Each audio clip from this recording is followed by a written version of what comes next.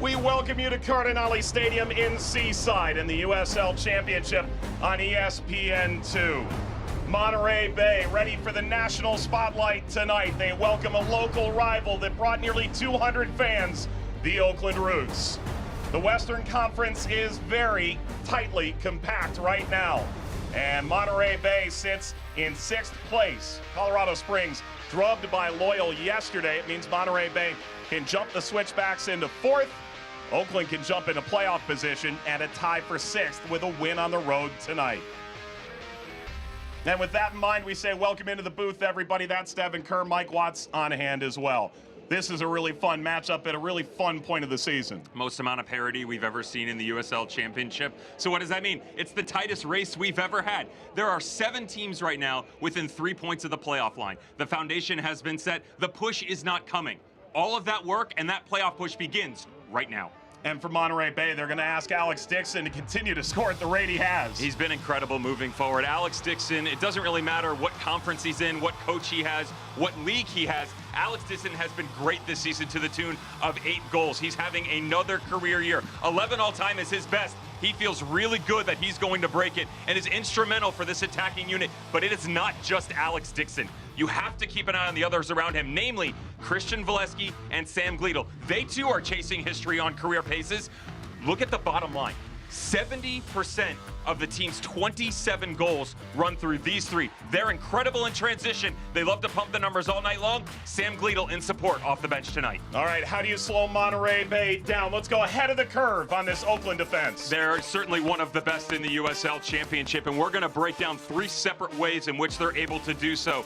We're going to start with the high press against San Diego Loyal. Why? Well, number 1, they shut them out. This is one of the best offensive unit in the leagues. Number 2, they like to push you to central locations, eliminate the outlet pass, numbers high, and they go the other direction on a turnover. All right, well, that's easy stuff, right? Let's drop a little bit deeper. It's a mid to low block, but check out the defensive line. 5 set across the back line. You've got 8 total in argument against 5 for San Diego Loyal. Hit the reset button. They go the other way. Job done. Things do happen. The game breaks you down. In this situation, absolutely. But Paul Blanchette plays on this team too. He is having an incredible year. Tied for 4th in the USL Championship. 75% of the time, it works every time for the Oakland Roots. Lest we forget, there are a couple of numbers that come along with their great season defensively. Shutout, 7. That's tied for 3rd in the USL Championship. 21 goals against, that's tied for 7th. Save percent, that's tied for 4th. They are currently one of 6 teams with at least 4 shutouts against teams that are currently above the playoff line. Only 2 out of the 6 are below. Oakland Roots, one of them. They look to change that tonight. All right, Oakland can jump the playoff line. Catch Monterey Bay in the standings. A long way to go, but these games start to carry just a little extra value, and you'll see it right here on ESPN2. Cardinale Stadium, the site, the NorCal Derby. Oakland, Monterey Bay is coming up next.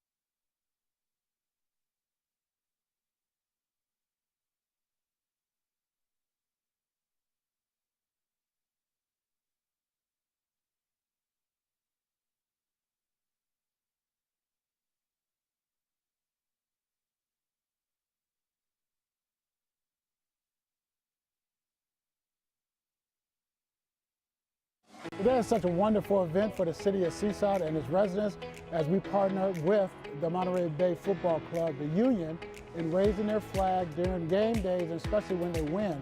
I love Seaside. It's a small knit community, but in a great way. Everyone pretty much knows each other. Everyone looks out for each other as well too. It means a collaboration that's going to last a long time. It means getting together and doing events together, and we're going to eventually host that championship parade here in Seaside. Fans here in Monterey Bay, even the local government, in love with what the union have put together. Frank Yallop is the mastermind of the whole thing at Cardinale Stadium. He leads Monterey Bay against Oakland tonight. Is the USL Championship on ESPN. Mike Watts, Devin Kerr, let's show you the lineup that he's assembled. He's made changes. He's made two of them. Boone and Dawkins are in. According to Frank Yallop, though, they're going to stay within the three. Feels like they feel more comfortable defensively. It also gives them options moving forward. Some of those options are replacements. Simon Dawkins, who moves into the central midfield. He's got real good feet. They want him to usher the game forward, try and move this thing quickly from back to front. In the absence of Sam Gleadle, they're going to look to Alex Dixon in the 10. 8th all-time in USL Championship regular season minutes. Do not expect him to be a playmaker back to goal. He also is trying to make sure that this attacking unit moves forward quickly. All right, so Frank Yallop, the two changes. Meanwhile, for Oakland Roots, they've had to make three, including Hackshaw out with a suspension. Noah Delgado might be tweaking things here too. We have a real good idea that based upon the lineup, they're going to drop back into a 4. That brings Emra Clementa onto the back line. What's the relationship between he and Joseph Nane, primarily employed within central midfield? But centrally, they got a lot of options. Cedeno, Massoso, Gomez, Lindo Mafeka should spearhead this attack. If you want to tweak into a 3, Mafeka will drift off the right-hand side. Memo Diaz has got to be quick tonight. He's got to pin down that right-hand side flank of Monterey Bay and challenge Maury Donor. And of course, the 9 up top, Johnny Rodriguez. Love him when he's in the center spot, but he's got to have more production. 5 goals on the season. Got to push that tempo up top. Noah Delgado leading the team, took over as the interim last year when Juan Guerra went to Phoenix and finished with a 7-4-1 record down the stretch. This year, 6-6-6. Mfeka in the middle of your screen, returning from a load management question. He's good to go for the 17th start this season. Dev, this Oakland team, we know they can defend. Can they attack on the road well enough to get what might be their marquee win of the year? Although Noah Delgado will be the first to say they'll have better ones later. Two opposing forces colliding, right? You have a great attacking team in Monterey, and defensively, Oakland one of the best. I would also say that Oakland, as great as they are defensively, when they concede, it comes in droves. They've got to solidify that if it happens. Eligio Araguin has the whistle here tonight. Crisp and Kelp for Monterey Bay. It's the white kits for Oakland. Here we go. It's the USL Championship ready to shine on ESPN2. Monterey Bay hosting the Oakland Roots. Dawkins.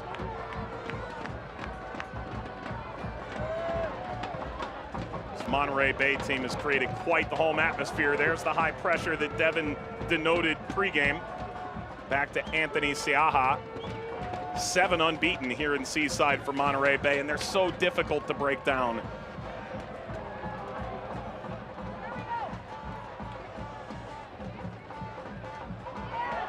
Maury Donor breaks free, sends the service for Valesky. Mfeka.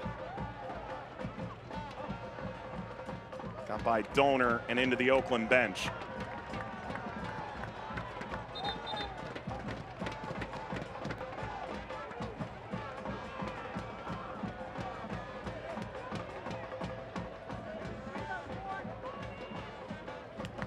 Valesky shoved off the ball. Massoso. It's with Oakland.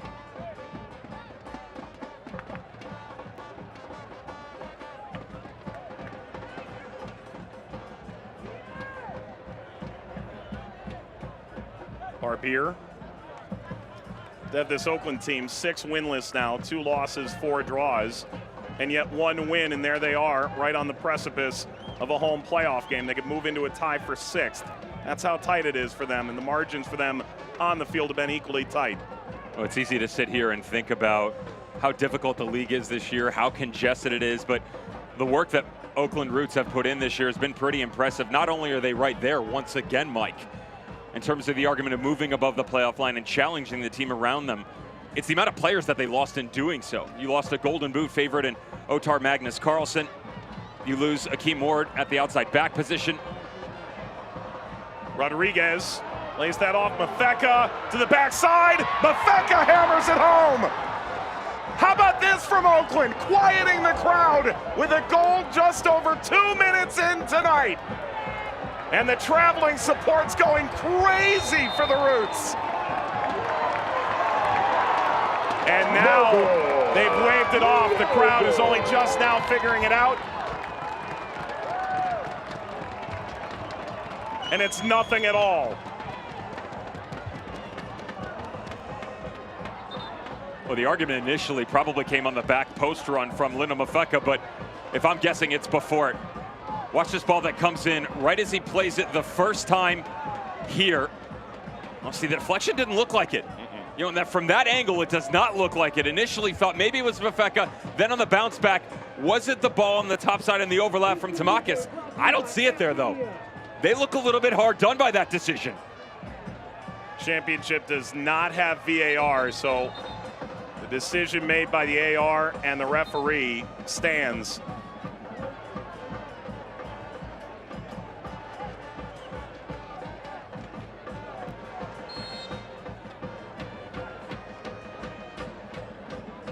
Well, based on where they've given that free kick, may have come well before, too. Free kick, Oakland.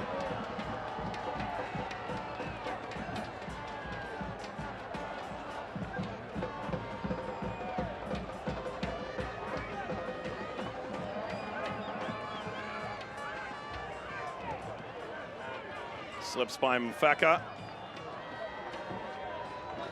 Will be fair.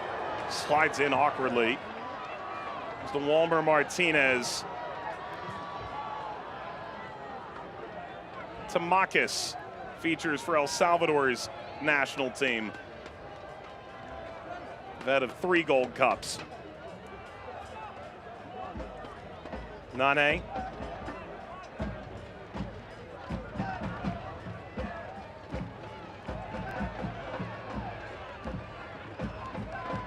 Tamakis overtaken.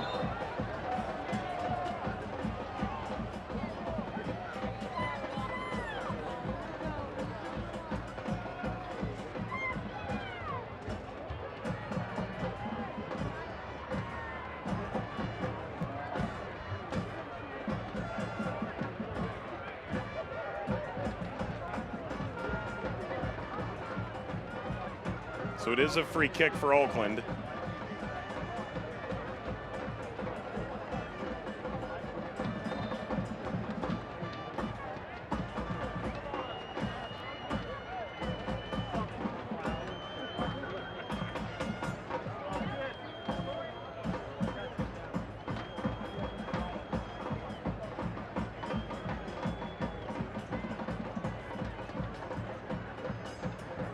I'm pretty sure the question has been answered by Frank Yallop as to whether or not Oakland were going to chase this game having the midweek fixture.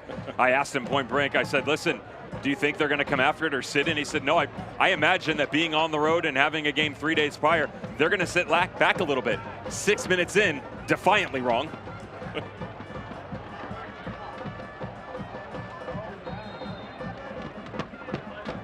But Memo Diaz to put this in play. Seeking Nane. Comes to Masoso. Siaha slaps it over the bar. That's a corner for Oakland, and Cedeno is down. The recent acquisition from Hartford in a blockbuster trade that saw Edgardo Rito go the other way.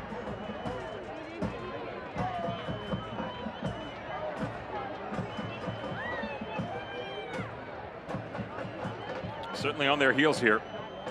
Monterey Bay and Frank Yallop. And the change that we alluded to coming in was shifting back into that 3. I feel like defensively they'd have more comfort. It would help shield the back line. It's been anything but that early on.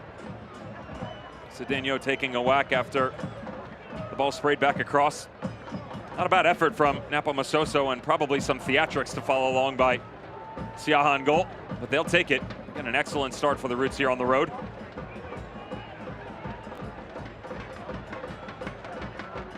Let's lead to a corner.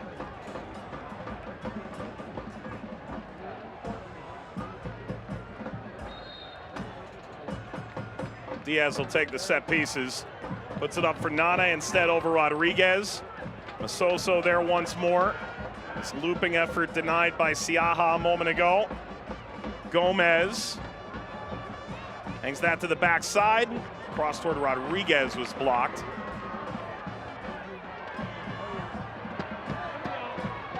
And out to Valesky. The counter broke down. The referee's just trying to get out of the way. Woo! Lindo.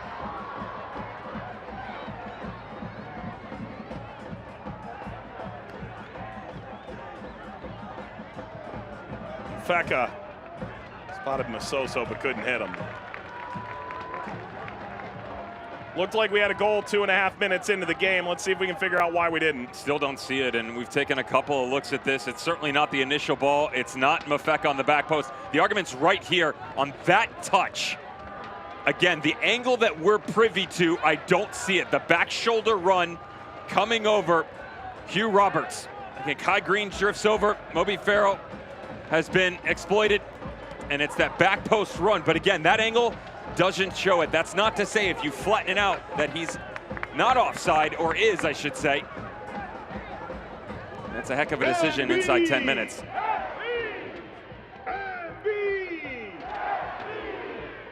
Donor. Backset header. Valesky.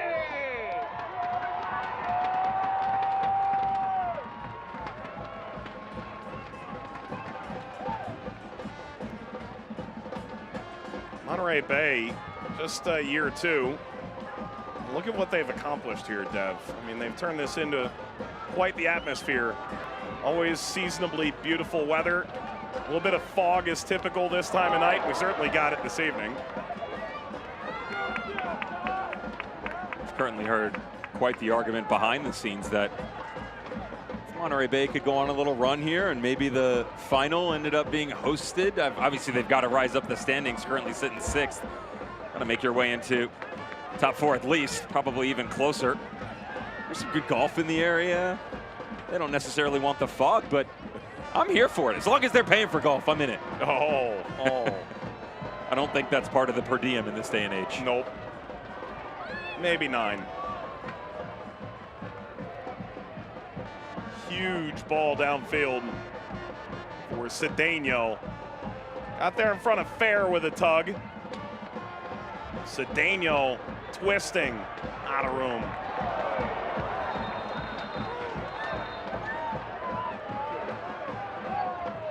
That's a yellow card to Moby Fair for the push at the end on Cedeno.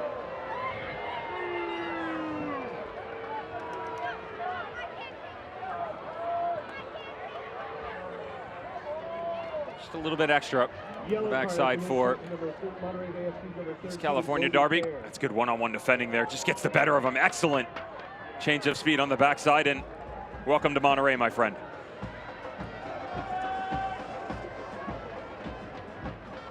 So Fair booked.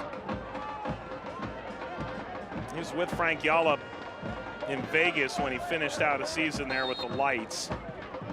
This is the Colorado Springs game, one that did not go Monterey Bay's way on the 4th of July with groin tightness. He's good to go now, however. Slid back, Kai Green has some work to do. Gomez will press, Siaha.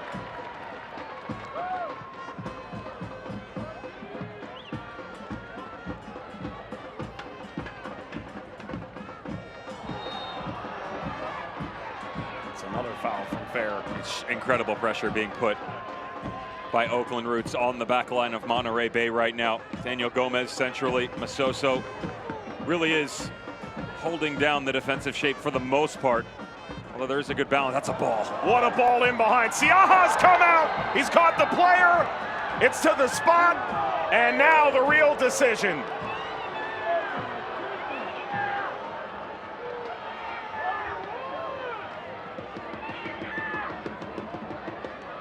Memo Diaz played a terrific ball, and Cedeno is down.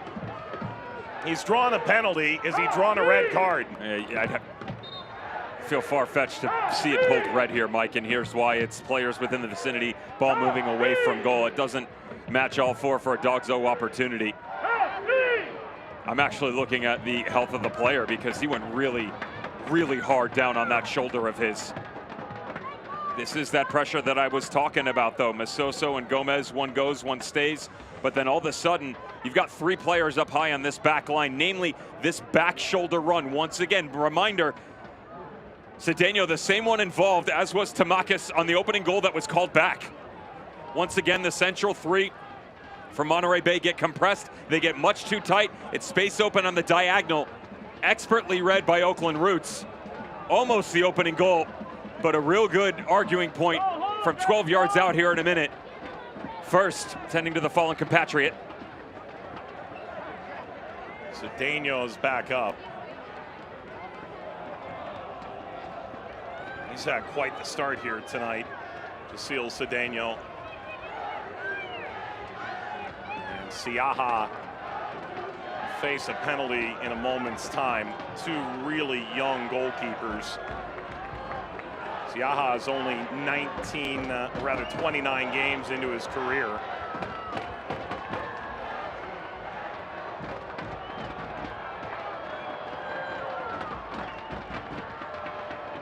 The moment belongs to Johnny Rodriguez. He has scored 5 this season after just 4 the 2 years prior combined.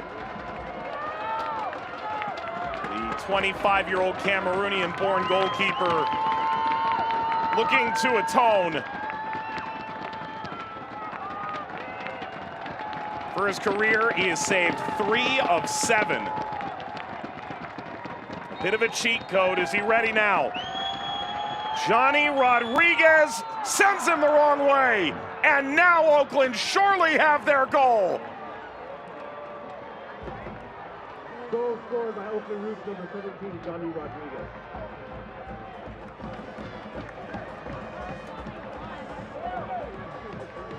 We'll take you back to the reason we're sitting at the penalty mark, and Johnny Rodriguez celebrating. Beautiful ball from a deep line position. Notice how it checks up off the deck. That allows the path to continue for Cedeno. Siaha brings him down. Johnny Rodriguez answers the question. Told you coming in, you could do whatever you want defensively, but the support has to be better moving forward. 15 minutes into the game, it's been an incredible start. They've been on the front foot. They've got their goal. Rodriguez 6 on the season, top 18 in the league, and momentum for this playoff-bound squad. This would thrust them above the line and on merely goal difference behind Monterey Bay for the 6th position in the Western Conference postseason. Siaha. Well, Monterey Bay, they got blitzed in a way they probably did not anticipate. Now they're down a goal. They could easily be down 2.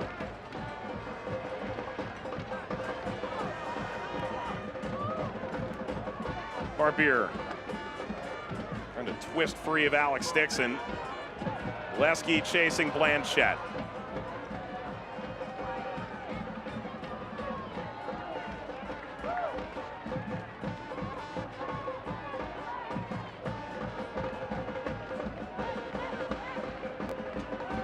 Kai Green.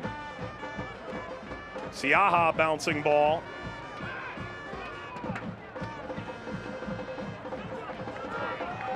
Maury Donor, the Canadian who's grabbed this right back position with such great effect. There he goes. Put it outside of Barbier.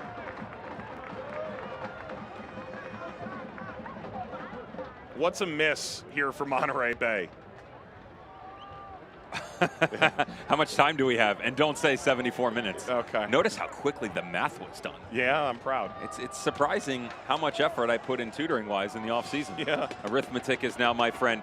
You know, there's a couple of different things. Number one, Oakland's not really sitting in a 3. They're not really sitting in a 4. That right side flank is questioning a lot of things here because Tamakis doing a good job helping dropping in defensively, but he's allowing Cedeno to push really, really high.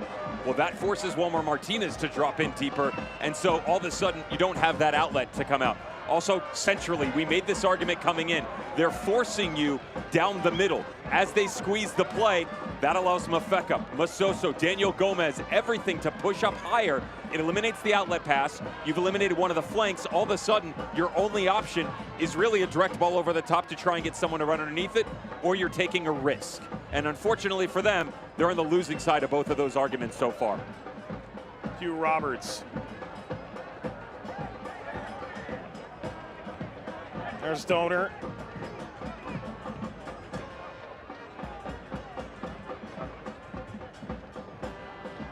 Dawkins dropped off by Boone. Dawkins again. 4 games in the Premiership for Aston Villa. Time at Ipswich. Came up through Tottenham, but never arrived in the first team in a Premier League game. Taken away by Diaz. Rodriguez leading through Cedeno, forgot something. He picks it up. Cedeno deflected. Rodriguez collects. He's had a few fantastic goals over the years. This one is simple for Siaha.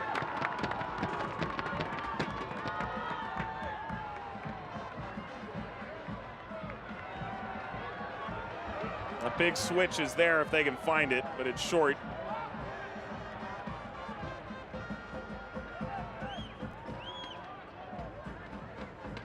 Gomez. What a year the rookies had out of the Project 510. Essentially the second team for Oakland Roots. Development side in League Two that actually played Monterey Bay 2 earlier today on this field.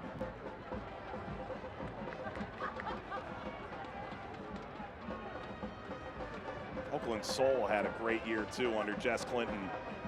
First year for them in the W League. Taken away by Tamakis. Cedeno has been a menace. Plays the overlap. Tamakis. Mafeka. Blasted away by Monterey Bay. The pressure that's coming very impressively, I might add, by the Oakland Roots right down the middle. The problem is it starts up top. Chase Boone, Alex Dixon. And they said that Dixon was going to spearhead that triangle within the midfield. They were going to let Chase Boone roam. Well, the problem is both of them are really doing that right now. So it's allowing the two holding midfielders and Nepo Masoso and Daniel Gomez right on cue. Step on the ball. Help the continuation of the movement side to side. You know, one of the common phrases everybody likes to throw around nowadays is asking questions. Well, that's great, but what are those questions, Mike? Right now, there are a million for Monterey Bay because it's, do you press higher up against these two that you're coming through? Do you sit back and allow the play to go side to side? The problem is so efficiently, again, on point, they're quickly moving from left to right. So you're trying to scramble to get back over, and then they pop you up over the top. So they don't even have the ability for a right-in or a scantron. You need a direct answer and response right now, or this game could get away from you. Barbier whips the cross. Roberts defends. Did catch that to Rodriguez.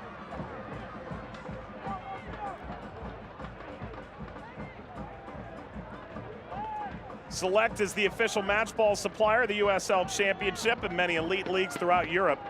Visit us.select-sport.com. The latest Select products, specials, and more. That's Select, the player's choice.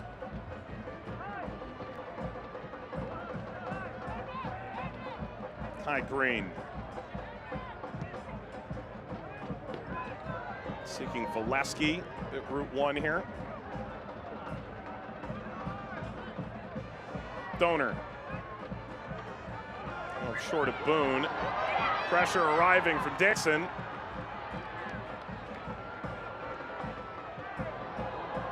Rodriguez.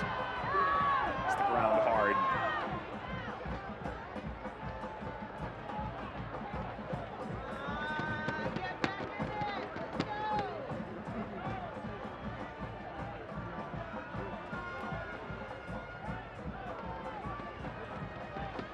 Dixon.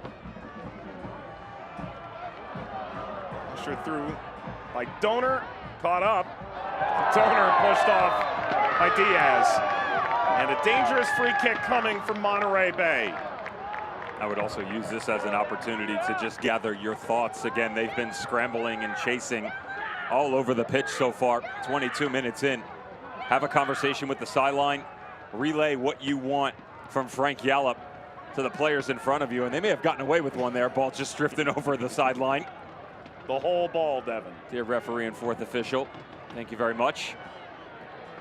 But slow it down. You know, so many times you see a team struggling to find a rhythm within a game.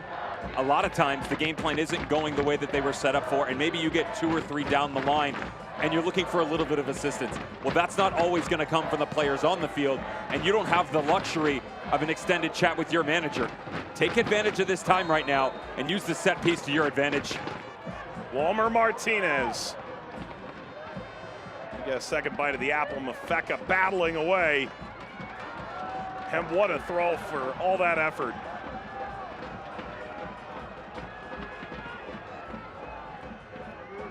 Truly outstanding at Reno. Didn't play at all in 2020. When Lindo's at his best, he can be among the top players in the championship without doubt.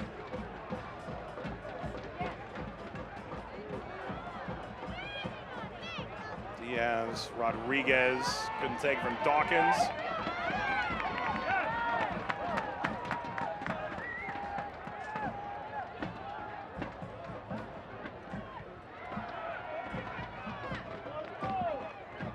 Rebelar.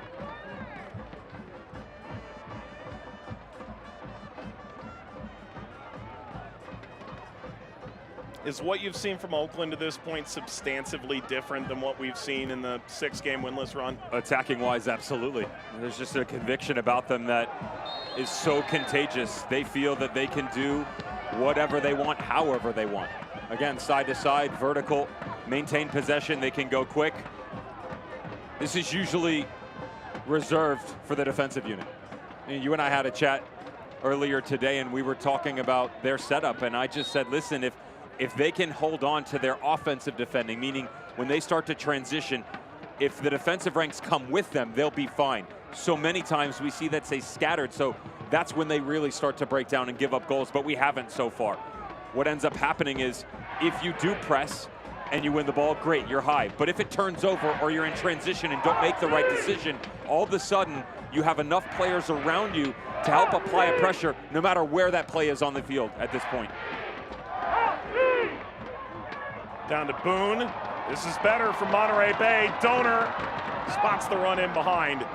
Header wrong-sided to Makis. Continues here for Chase Boone. Boone got the cross away. Diaz, better safe than sorry.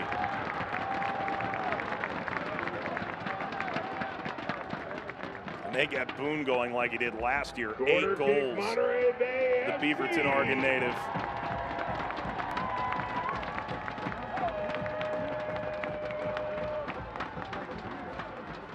There's Walmer Martinez, came through Cal State Monterey Bay.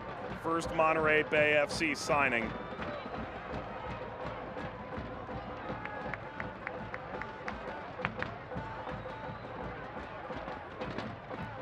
Martinez.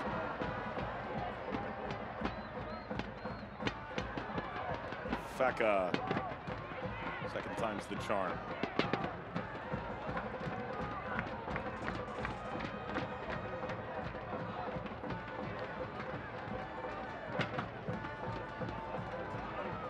You might be thinking, why that sort of haze in the background? This fog usually rolls in around this time of night. Makes for one of the most unique vantage points in this country, certainly in this league.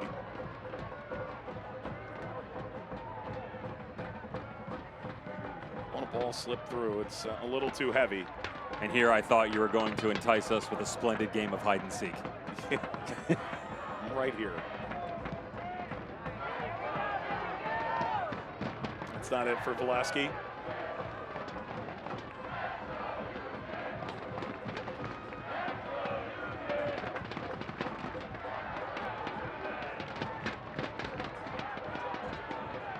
Feka Spots that deep run of Tamakis. Feka through, off of Rodriguez. Roberts up, Revelar away. And all of a sudden, Dev, if Oakland sees this out, 3 of the top 8 in the West are NorCal teams. These two and Sacramento that at times this year have looked totally unbeatable. Interesting that that rivalry hasn't really taken the step that we wanted it to. It's right? early, right? Well, it's kind of funny how that happens when you don't play each other. Yeah. To be fair, Frank Yallop recognizing it, he answered it directly when asked upon by you and just said, look, we just don't have enough experience with each other. It's difficult to fight for bragging rights when no territorial lines have been laid down. Indicated this is one of those games that could leave a little bit of sting the other fan base. It's one of those games, he knows it well from his time playing overseas. Derbies are made when fans go to the other team's venue. There's about 200 Oakland fans in the building right now. They're not quiet about it. Barbier, Mafeka. Side step. Up by Memo Diaz. And latched onto by Kai Green. Up by Rodriguez.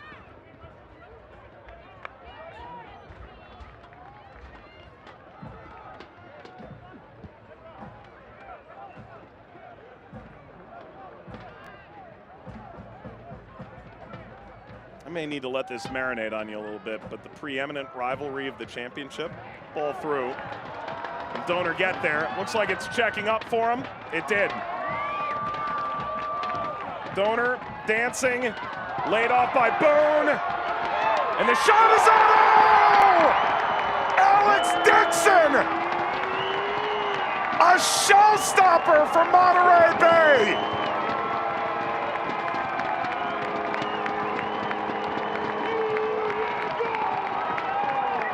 Ninth of the season, 1 from the Golden Boot. Salute Alex Dixon. We mentioned extensively coming in how good this team is in transition. They are at their best in the open field of play, moving as fast as humanly possible. But when that breaks down, that is also when the options come into a major talking point in the attacking third on this front line. So you get down into the bottom corner. There's the trailing run of Chase Boone. In the absence of Sam Gleadle, it had to be somebody else to step up. Well done, and I'll be real clear, he mishits it. Chase Boone's trying to go it alone, he misses it, but smartly, it's the best non-dummy you've ever seen, leaving it for Alex Dixon. His career high is 11. He is approaching that. More importantly, he's gotten them back to even. 30 minutes in, 1 goal apiece. Frank Yallop told us now we can look back like he's got a crystal ball. We want to drop him into that central role, and maybe a long-range shot or two goes his way tonight. It's very rare that Frank Yallop is off the mark. First shot of the night is a goal for Monterey Bay.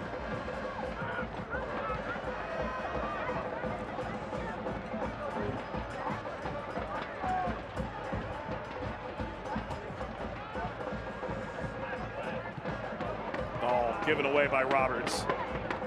Diaz took it away, and Feka out of the reach of Kai Green. You know, Dev, we spoke to Frank Yallop, and you're talking about one of the preeminent names of this game. You talk to younger coaches in this league, and so often they'll say, I have to go up against him, or Bob Lilly in Pittsburgh is another name that frequents that conversation. He said, back when I first came into MLS, I was going, I have to go up against Bruce Arena. I mean, pretty remarkable how Frank Yallop is taking on a bit of a mentorship role among a bunch of coaches in this league. All of a sudden, you reach legendary status, and you haven't really realized it until quotes like that are passed along. But that's the admiration that he has, not with just in his team, but his competition around him.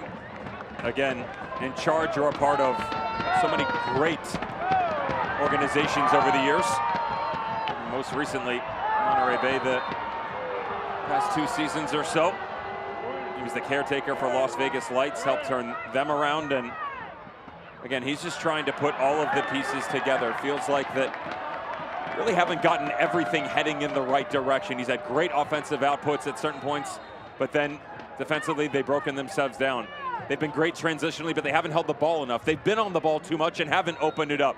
I thought the most interesting thing to me was when asked about his team, what he'd like to see more of, he actually veered towards his trio up front, specifically talking about Valesky, Alex Dixon, and Sam Gleadle, saying he wants them to be more selfish. That even though they're responsible for 70% of the team's goals, that he feels like they need to be more decisive, take it alone more in one-on-one situations and not pass it off. Roberts trying to get there. Rodriguez! Oh, wow! What a wild angle for Rodriguez to pull Oakland ahead. Stick-to-itiveness, a sprinkle of magic, and the Roots lead.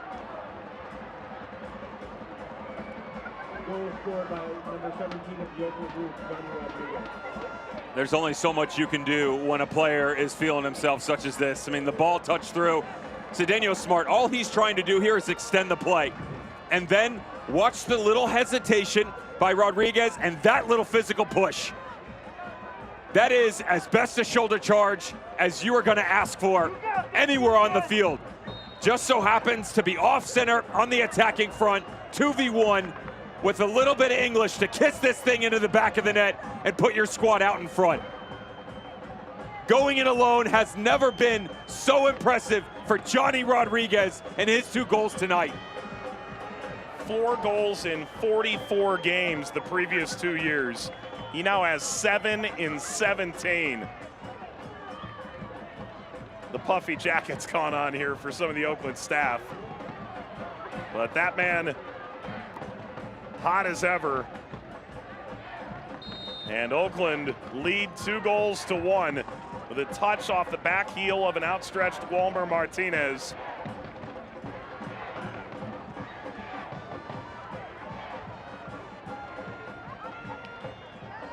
Dev, we've had some pretty unfortunate games of the week historically, some 0-0s that sort of stung the nostrils. Not this year. Memphis regrettably on the wrong side of it a couple weeks ago. They got the wrath of Phoenix. Already got 3 goals here in 35 minutes.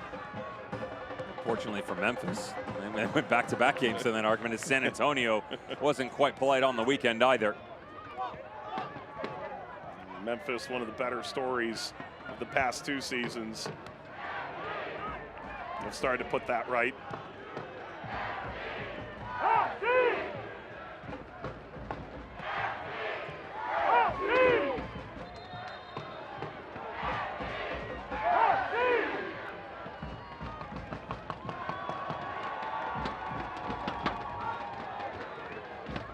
Just a little tactical change here from Frank Yallop.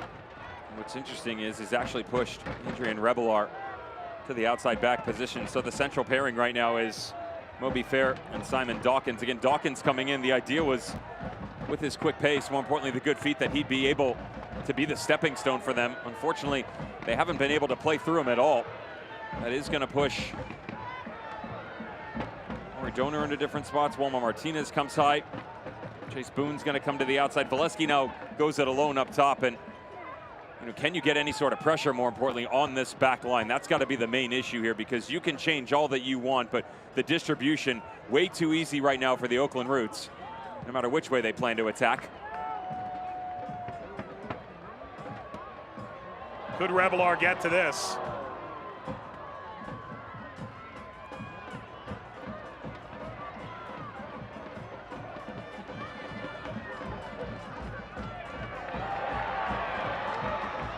Nane.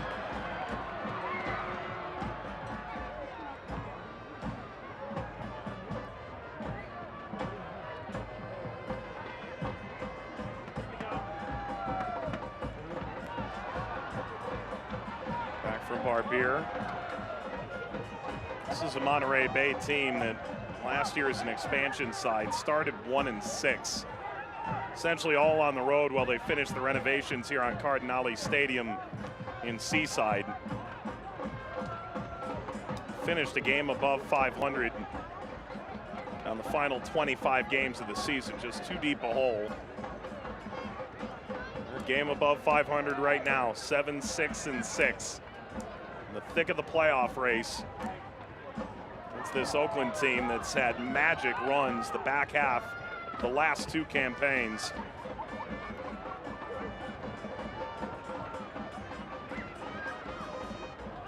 Green.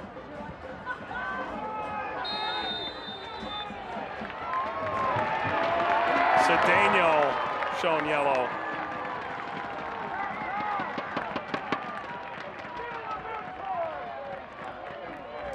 It's his third of the season. Tough one for the balance guy.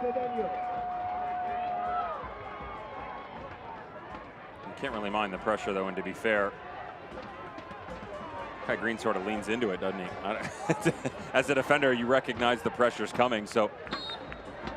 Element of the studs being exposed, making that look worse than it was. Yeah. It's sort of flailing, right? 100%.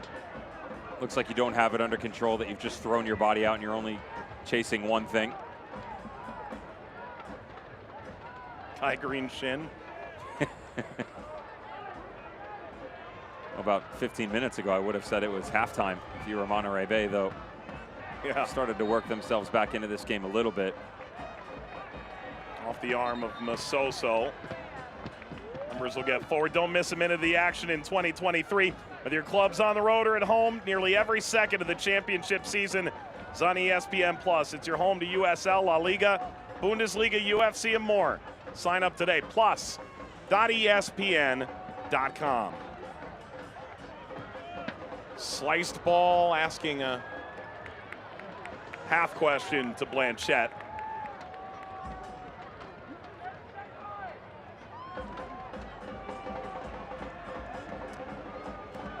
Really good year from Paul Blanchette. 19th start of the season.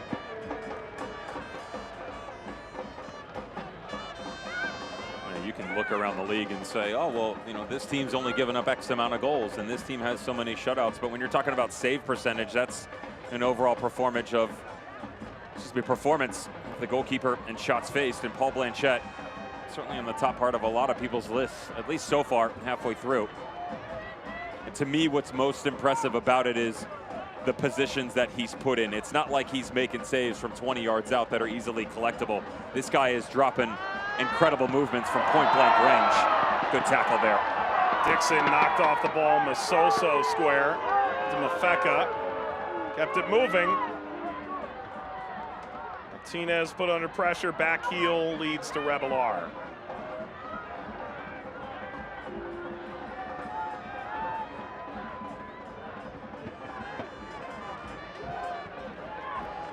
Ball through. Flag is up on Christian Valesky.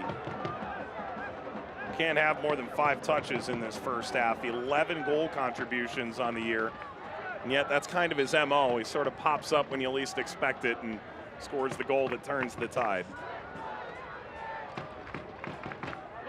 Real good conversation with both Alex Dixon and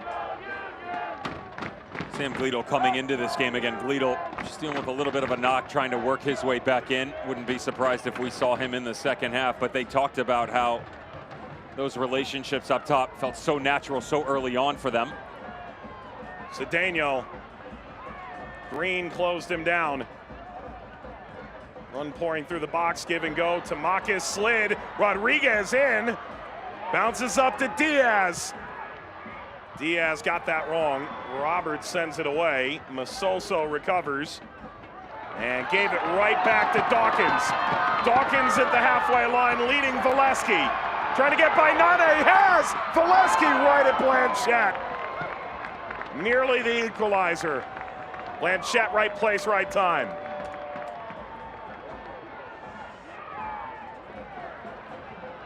Breakneck pace, Barbier. Mafeka playing the 10 today. Spins that outside. Curling effort off the crossbar.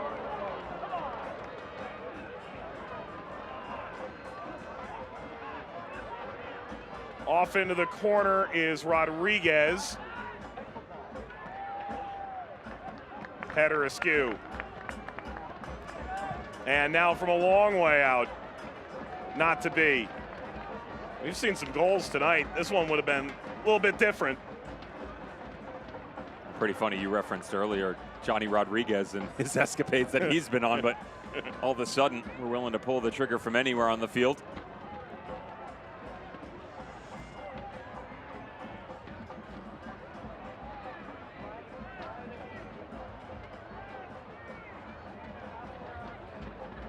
Good effort by Dawkins. 35-year-old now. Used to play with San Jose. Stripped away by Mafeka as behind Masoso. Deflected away not once, but eventually by Green. Bouncing off the contact. Chase Boone. Has Donor, goes it alone. Boone. Corner. Union.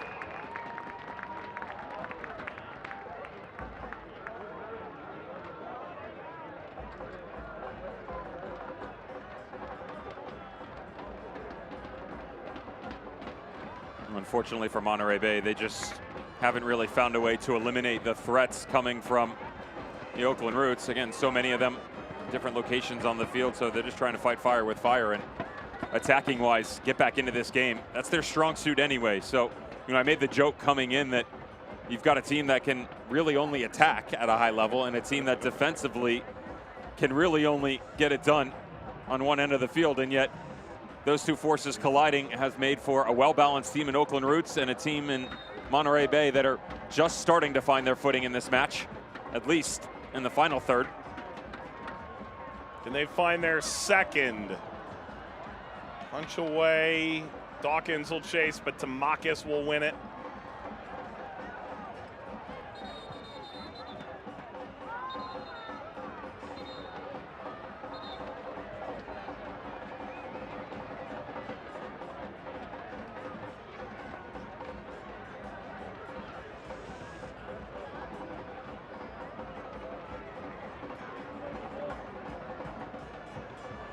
Injury here for Oakland.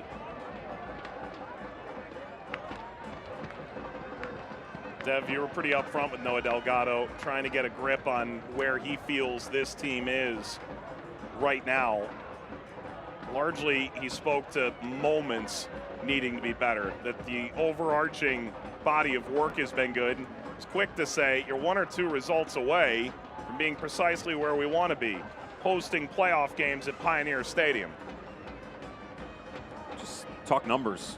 It makes more sense for everybody, right? And it's really simple. They had 22 regular season goals coming in. That's 15th in the league. That puts you basically the middle of the pack for the most part. I mean, certainly just a little bit below that on the bottom side, but I gave them a rating, and I have no problem talking about it. I said, look, on a 1 to 10, defending, I'd probably give you about an 8.5. Is that fair? And attacking about a 6. And while there was some slight hesitation, you could certainly tell as he started to go further into his answer, there was conviction behind it. He recognized the fact that, yes, we've been really good on one side, but there was much left to be desired when they started to move forward.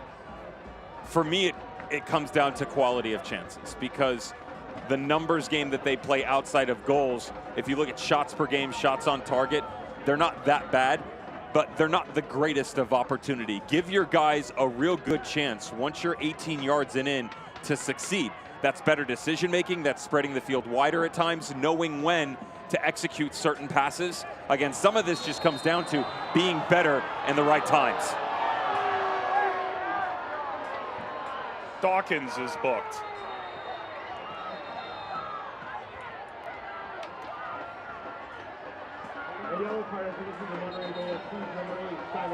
He and Fair on cards for Monterey Bay, Cedeno for Oakland. It's Rodriguez who's down, the 2 goal scorer tonight. The yellow card, he can call for the athletic training staff to take a look. It's late, there's no question about it. Watch the studs as he steps through this here. You're welcome. You're real lucky too, to be fair. I mean, I know plenty of referee that might be heading another direction into that back pocket. The way that he pushes through this with his studs up. Not saying I agree with that. Yellow card seems fair in the situation, but that's certainly one of the conversations behind the scenes. Linda Mafeka in there, Joseph Nane trying to have an extended chat Hugh Roberts on the defensive.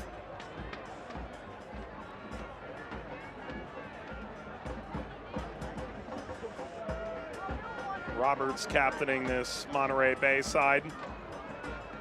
To the defense of Dawkins. I don't know that anything could take the magic out of his feet tonight. 2 shots, 2 goals. Doesn't get much better than that.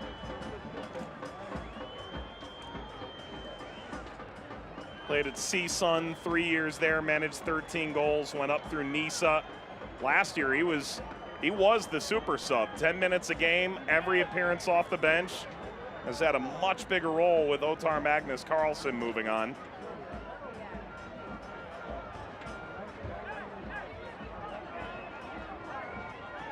The 2 wingbacks that Oakland so relied on, Juan Carlos Azucar and Edgardo Rito, have moved on. This is a very different Oakland team than the one that made the postseason last year. Yet this result would put them above the line once more.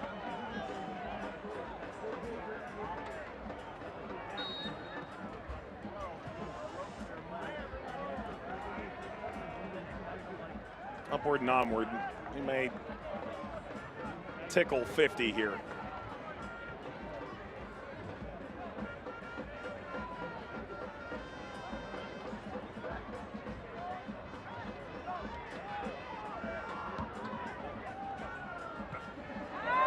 That's going to go over Valesky. Back heel to Boone. The danger man off the wing.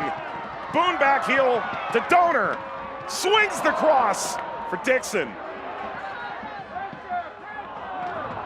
And off the hook. That's much better ball movement, though, from Monterey Bay, and they're going to have to recognize that much of the rest of the evening is going to be spent in situations where they're not going to be in behind the back line in one-on-one situations with plenty of real estate to work with. At times, you're going to have to slow it down, find other options, more importantly, other routes to attack. That means you're going to have more numbers come higher. So many times before, Mike, we see 3, maybe 4 guys at most pushing forward for Monterey Bay, yet the success you've seen this evening, you're looking at 6+. Past the 4 minutes. It's up to Eligio Araguin from here.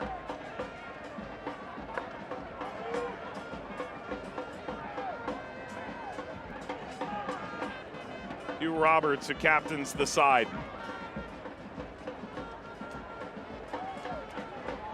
Wilmer Martinez.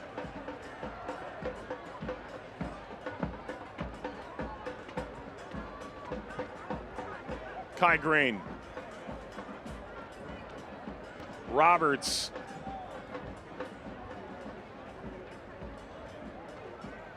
Rodriguez. That's Cedeno. Drew the penalty that put Oakland ahead 15 minutes in. That's a foul from Dawkins. You know, historically, Dawkins not really a 90-minute player anymore. This is only his 2nd start of the season. He's just over 200 minutes, but with a yellow card and a couple of tackles here down the stretch, he may be short for this game.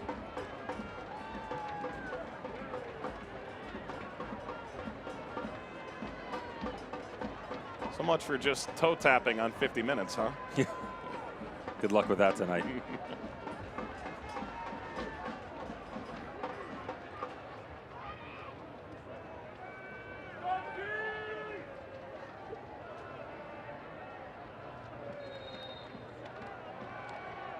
Likely the last chance of this opening half. Diaz. And there's the halftime whistle. 2-1 Oakland. Pretty entertaining stuff. They've just got to decide defensively, Monterey Bay, what they're going to do.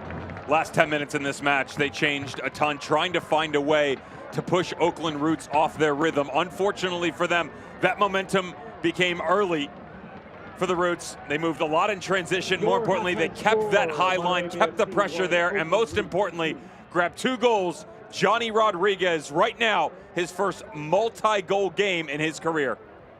So Alex Dixon pulls Monterey Bay back into it, but it's been the Johnny Rodriguez show here at Cardinale Stadium. It is a sellout tonight. These fans for both sides have come out in force, and they've gotten all the action they could have hoped for. Much to promote here at halftime. Stick around. First half highlights and more. On the other side, the championship is on ESPN.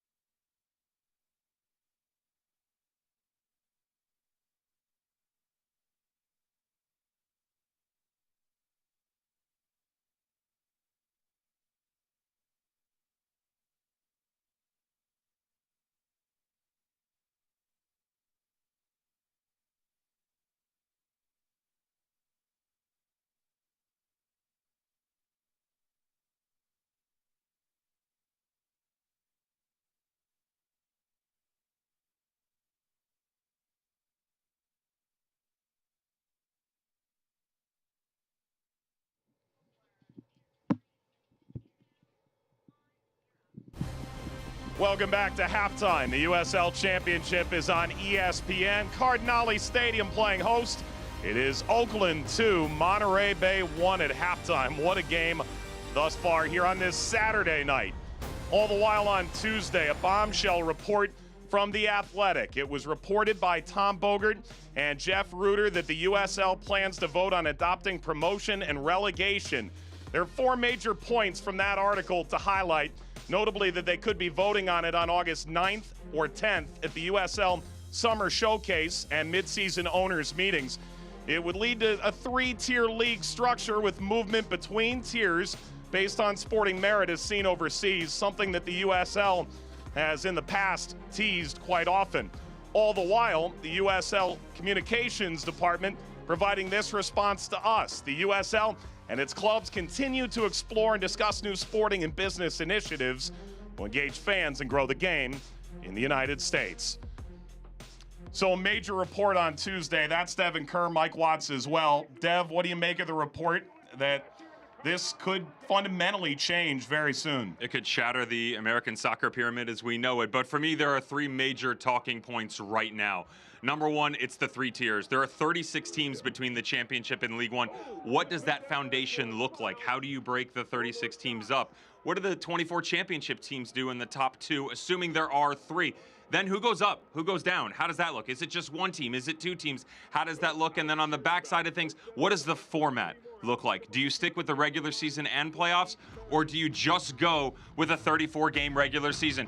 The foundation is another one here. Stadiums are a really good example. It's great that if you're in the third division and you jump up to the second because you've won it, but what does your stadium have to operate within? What sort of parameters? Luton Town moving from the Championship into the Premier League in England is a really good example. So we have to put forth what the expectations are. Last but not least, Mike, lest we forget, at the end of the day, this is a business. This is about making money. So how do you pump more revenue streams in it? If all of a sudden you have more options, one would imagine new sources starting to open themselves up. All right, so very well may be a very fascinating time for American soccer here in the USL as well. It is halftime. We've gotten all the action that we bargained for here. Oakland Roots has a 2-1 lead over Monterey Bay. All the highlights coming up on the other side. This is the USL on ESPN.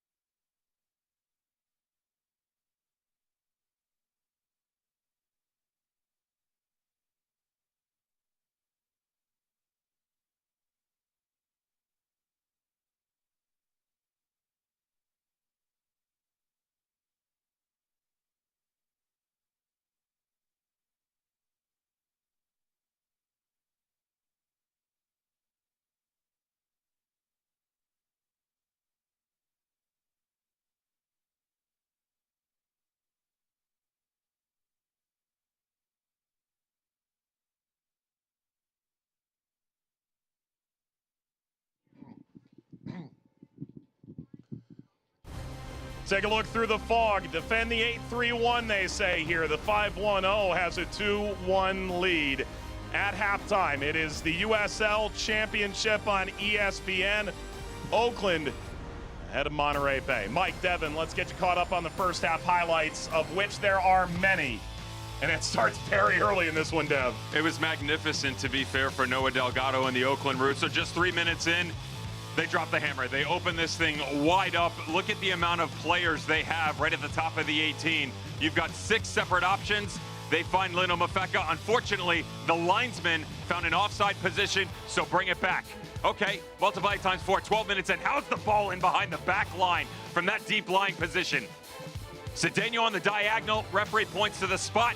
Johnny Rodriguez steps up, says thank you very much. Back in the corner, Oakland Roots 1-0. So it's goal number 6 of the year for Rodriguez in the 29th minute. First shot, first chance at a response. Alex Dixon makes good. Really the first time that we saw them over the halfway point as well. And as this ball comes down into the corner, great job just stepping on it, because you could have easily whipped it into the box. Instead, you had no options. You bring it back. It's patience, it's vision, it's Dixon, it's class, and it's 1-1. But unfortunately for them, the Oakland Roots were just too good in the opening 45 minutes. Johnny Rodriguez out in front here. That little kiss of death that pushes him away. He had 2 goals each of the previous 2 seasons. All of a sudden, he's got 2 in the opening 45 minutes, and Oakland have their lead. All right, who comes out of the fog with a victory? Can Oakland catch Monterey Bay for 6th in the West? The second half is coming up next. The USL Championship on ESPN.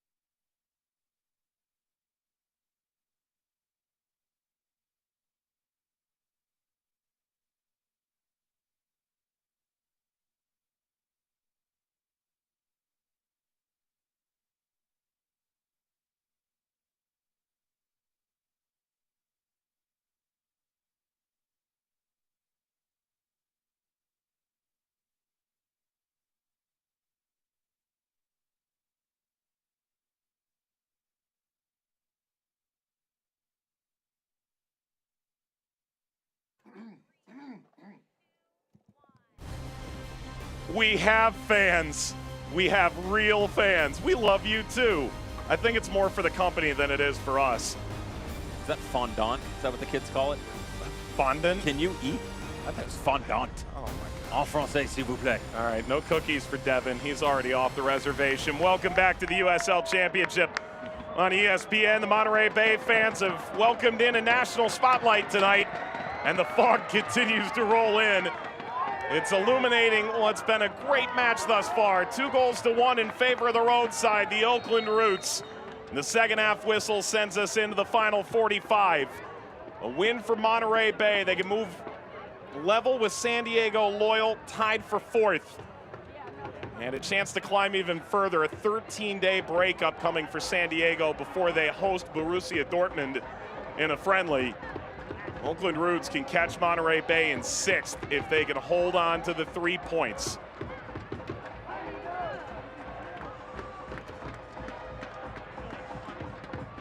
They have no changes at halftime, personnel-wise. Would you make any changes tactically as this held away from Cedeno? For me, it comes down to structure for Monterey Bay and getting a base.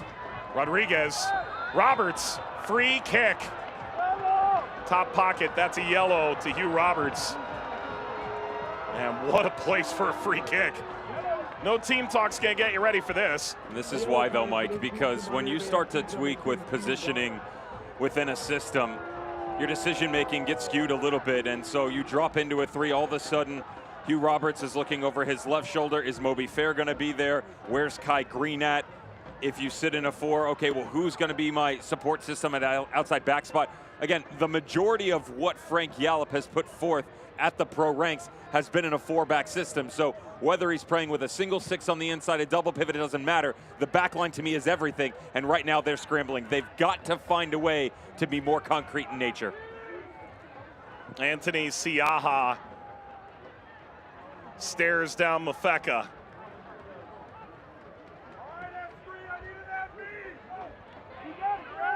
He was the one getting the pats from his teammates. You have to think this is his moment.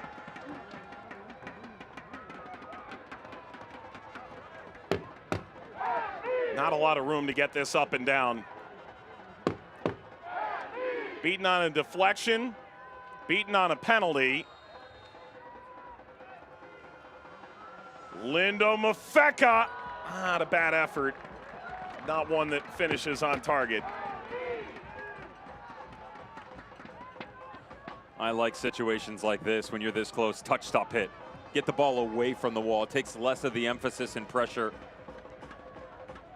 on the shooter. It allows you to be more direct. You don't have to worry about going with power and getting it to dip and moving it around the wall, Mike. Instead, do a 3 or 4-man game, a little bit of trickery, challenge the goalkeeper, and it makes it easier on the shooter. Emra Clementa really made his name in Sacramento.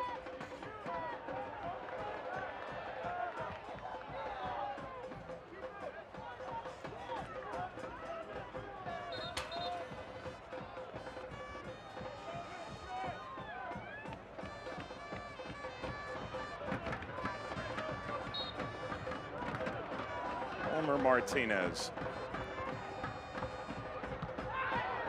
Oh, Cedeno.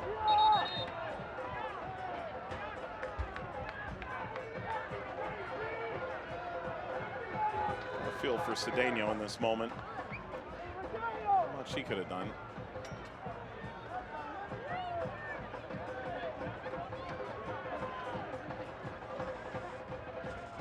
By the way, Dev, I don't know if we pronounce it Zorro or Zorro. Mafeka's sort of got the Ted Lasso mask going on there, the Batman mask. It sort of fits the spooky atmosphere that's rolled in off the ocean. Oh, that's what you're going with? To me, that's a bootleg Robin mask.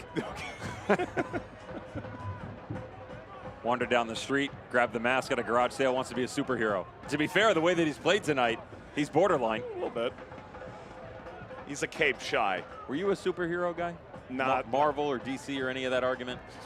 Every time you try and get me in trouble. Not really, no. You? You're a Care Bears guy, I bet. Huge. Dixon got by Tamakis. Tried to circulate back.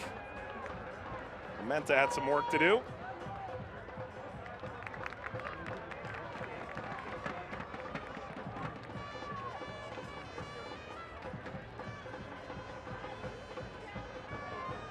No, Dev, you think about this Oakland team, everything about them is just a little bit different. Their connection to common goal, the club's connection to the community, the plan to move to the Malibu lot, part of the Oakland Coliseum complex, potentially in 2025 with a 10-year interim stadium plan in place, should keep them not only next to BART, which is huge for that community, but in one venue for longer term.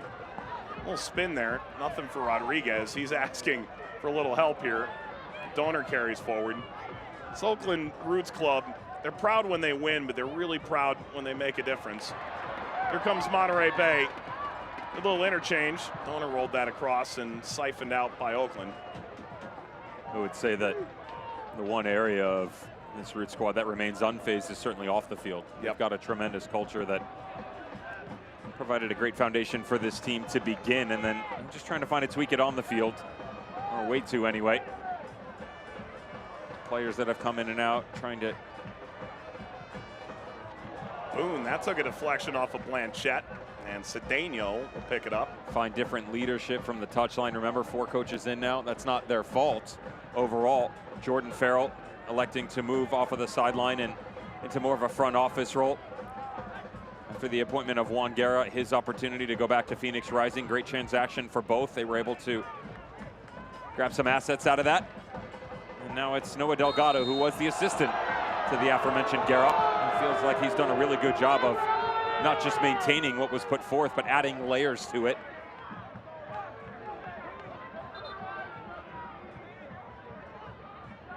It's a club where Farrell grew up in Stockton, was around this Oakland team, remains as the technical director, to your point. Noah Delgado played at Fresno State before jumping around a number of divisions, playing for Puerto Rico. Senior national team, eventually an assistant here and with El Salvador to Hugo Perez.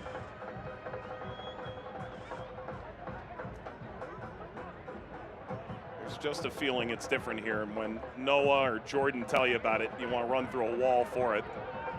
This is Tamakis. Cedeno slips ahead, back heel return. Cedeno kept it alive.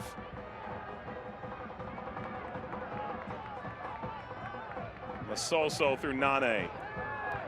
Valesky is going to give chase. Clementa.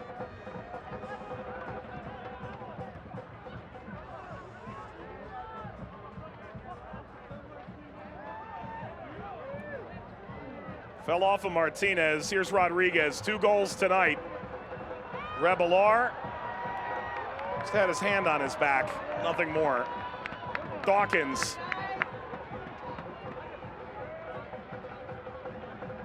Green.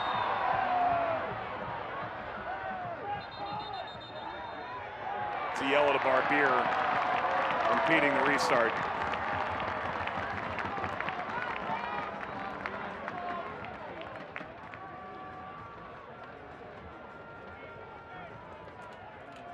Am I wrong for feeling you would have been the king of that in your time?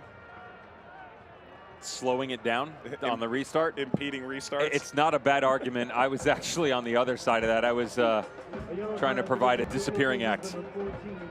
You know, brought my magic show to town. Got into the tackle, immediately got out of there. Referee looking around for where his card is, and I had already moved myself back into in the defensive shape that I was being yelled at to begin with. No way someone would be able to pick out the 6'5" guy later. Never, never. Martinez banged off of Tamakis.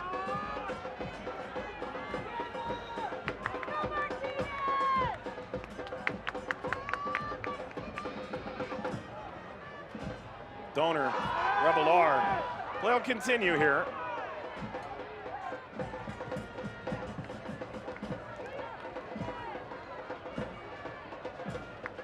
Teams coming off performances you could consider vital. Monterey Bay have been roasted for 7 goals on a 2-game road trip.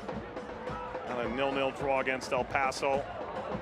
Oakland a 1-1 draw against Memphis, although they lost Neville Hackshaw, the Trinidad and Tobago international, to a late red card. Still for Oakland, haven't won in their last 6. A win like this could be the one that puts them on one of their now patented runs down the stretch of the season.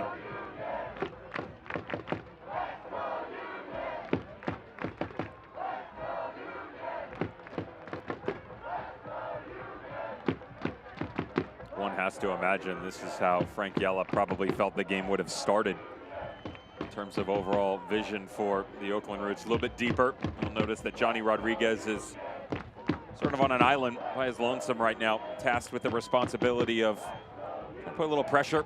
Hugh Roberts, Kai Green, As Monterey Bay come off this back line, Homer Martinez and Donor given the responsibility of maintaining that shape at the outside back spot, whether they try and build in 3, if they drop down into a 4, to try and get it there quickly, because centrally, still very difficult to find guys like Moby Fair and Rebelar.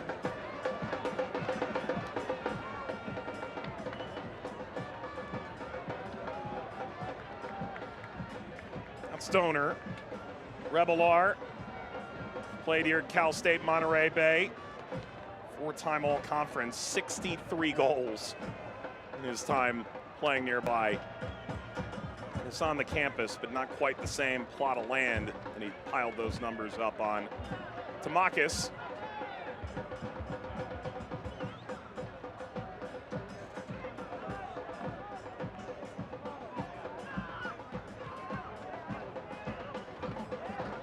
Turned over by Masoso. Slipping by Valesky. Valesky tried to get it in behind. Not to be. Rebelar almost took it too.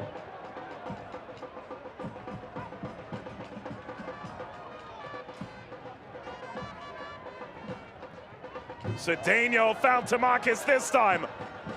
Rodriguez wanted it instead of the top of the penalty area. Whisked aside. Mafeka. It's Gomez. Masoso. Tamakis. Cedeno.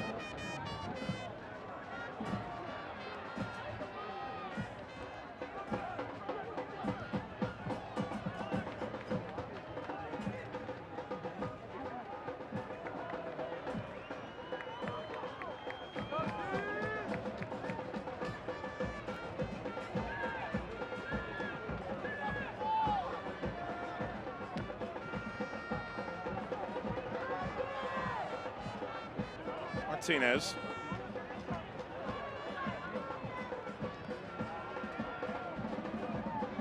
That's well controlled. Dawkins.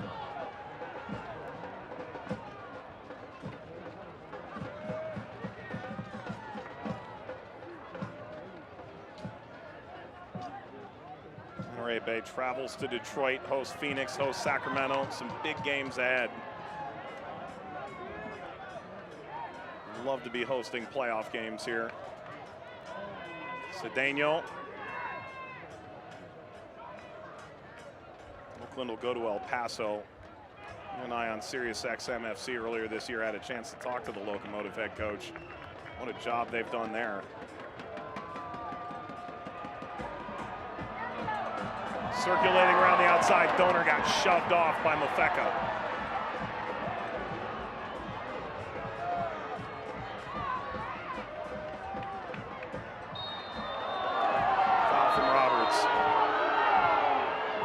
Be a talking to for Hugh Roberts. I remember he's sitting on a yellow card too, and a couple of infractions outside of the caution that he picked up.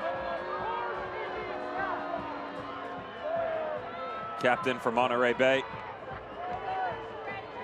Feel like with the tactical change, at least to the start of the game, in the past couple of matches, that when they've woven in and out of that 3, it's really helped Hugh Roberts, especially getting the ball onto his left foot. But in this situation here, this isn't about possession-oriented football. He's just trying to find a way to push the outlet ball away. Still not allowed to shove a player down to the ground, by the way. Check the rules. FIFA still says no.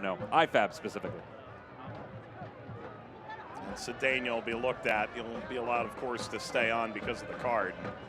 You know, Roberts really the heart and soul of this team. He leads the USL Black Player Alliance. It's a guy who had to try out to get to Richmond, only to end up a Defensive Player of the Year finalist. He's slipped through Pittsburgh, Charlotte, and now Monterey.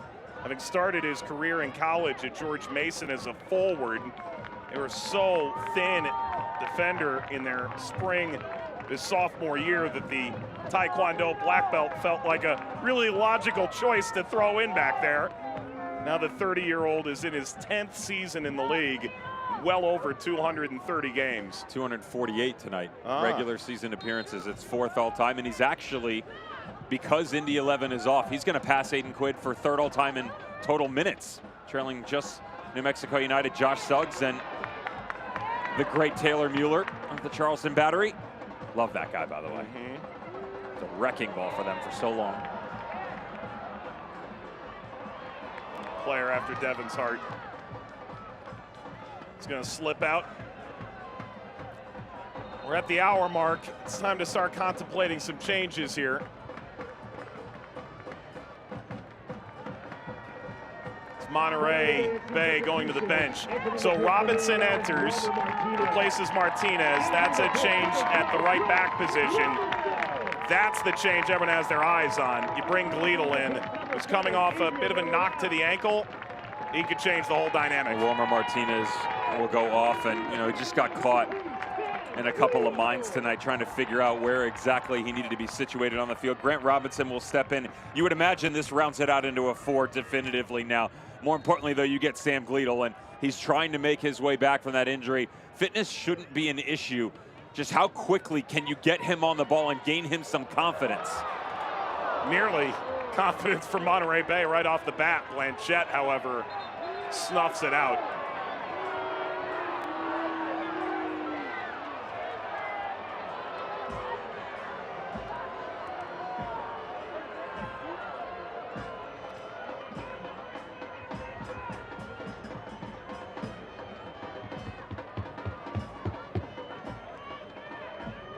Drop for Blanchette to put it back in play.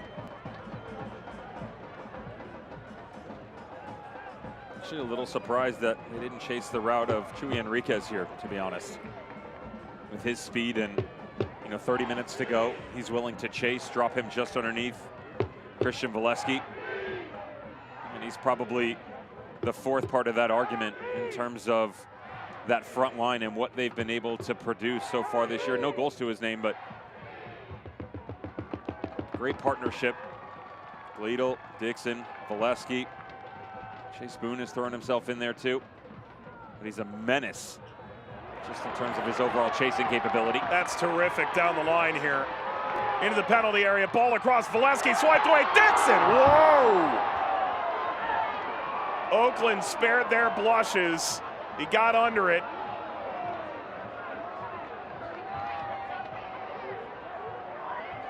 He's had a phenomenal year. That would have pulled him level for the Golden Boot. Just rushed it, Mike. It's a great move by Monterey Bay. The flick on, all of a sudden, this is what you're talking about. You've got speed, you've got open space to step into. Notice the head up on the overlap the entire time. I like the extra touch by Maury Donor because it allows supporting players to come a little bit further into the box. You've got Gleedle on the top of the 18, Valesky making the near post effort. That's a really good look, though. Notice Dixon, he knows it. Thought that ball was going to sit down a little bit deeper for him to step through it with his instep. Instead, hops up off the deck and into the parking lot. Taxi. Free kick, Monterey Bay. That's going to come with a card. That is Gomez booked. Rookie out of Cal State, Stanislaus. Number 15, Daniel Gomez.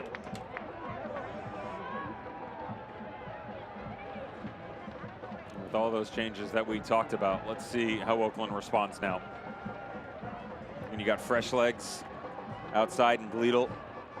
A little bit of a change overall because Grant Robinson is going to feel real comfortable paired next to Hugh Roberts. He's got Dixon in front of him, Moby Fair just to shield, and all of a sudden all those avenues that you had before no longer the main access point for the Oakland Roots.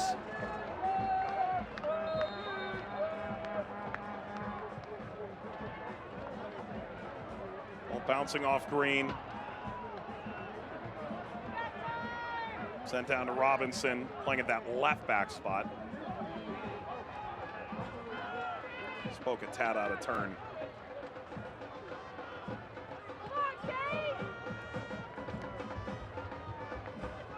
We'll figure out your penance later. Interesting, they went to Gleedle on that hold-up play again on this side, and then went sort of that up back and through look. Remember coming in, I said that one of the greatest things about them is also one of their biggest downfalls in that they're predictable. You have a real good idea that most of the play is going to be quick, meaning as soon as you push to the outside, it's a vertical threat. Now, that doesn't necessarily mean the ball's going up over the top. It means that they're trying to be aggressive in nature coming off the extended positions on the outside. Sometimes it's from the center back spot. Sometimes it's from the outside back. It can be a quick 5-yard ball or a 25-yard ball, but everything is about speed for them. But you have to be varying in nature. All of a sudden, you push only one side or you're only playing through the 9. It's a lot easier defensively to track the runners. Just a bit behind Robinson, and he quaffed it right into Masoso.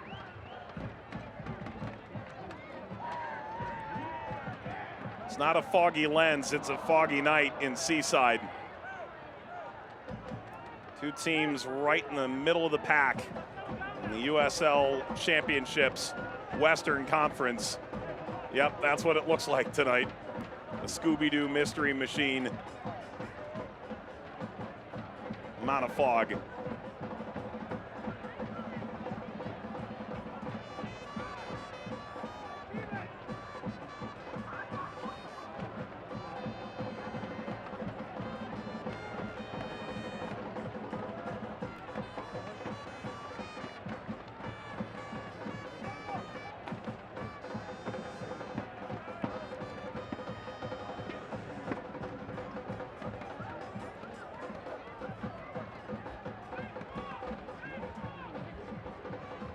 Rodriguez, that's out.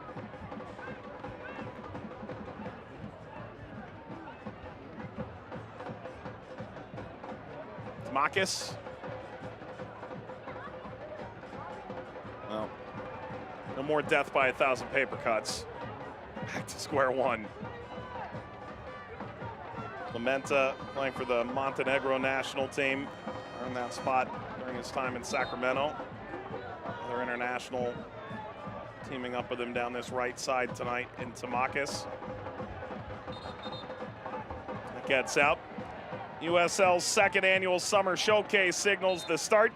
The sprint to the finish. Philip Goodrum and FC Tulsa head west. They'll see Romario Williams and Colorado Springs at Widener Field. FC Tulsa and Switchbacks FC comes Wednesday, August 9th, 9 p.m. Eastern time on ESPN2. Spinning free, Cedeno smashes that all the way through. Well, that Tulsa team totally recreated midseason by Sam Dorr and the coaching staff there. They're just trying to find a way to continue to tweak everything that they've been doing. Blair Gavin at the helm. Yep. All of a sudden, 4 games unbeaten. Now, to be fair, you would have thought scheduling-wise coming in that this particular portion, they had to find success, especially the early results. From Rodriguez, and they have, right in the thick of it in the East. Forward to Rodriguez.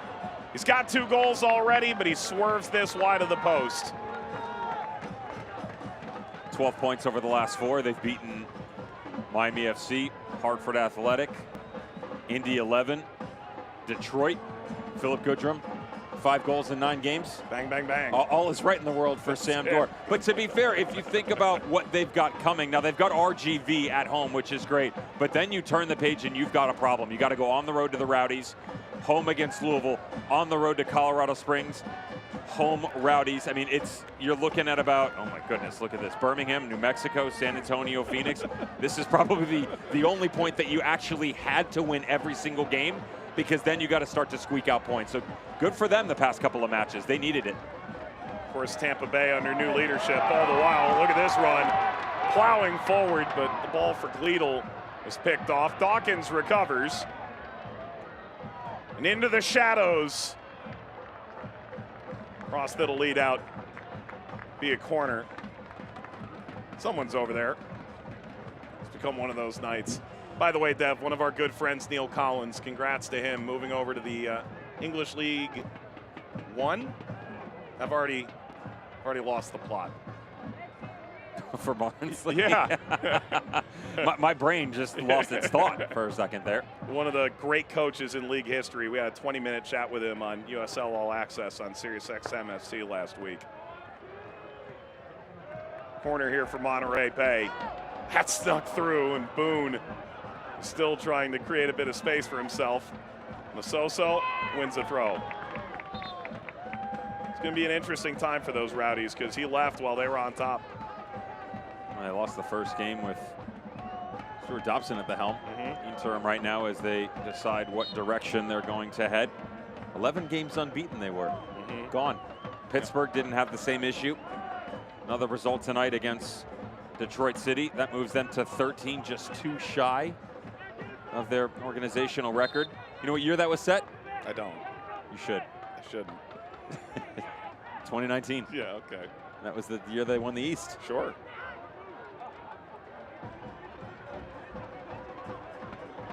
Sure, Frank Yallop and Noah Delgado have similar aspirations here in the Western Conference.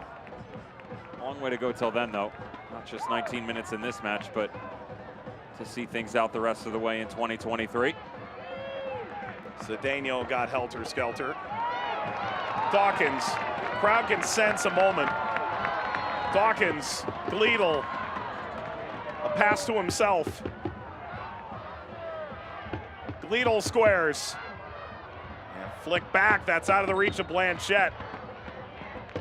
It's quite the askew corner.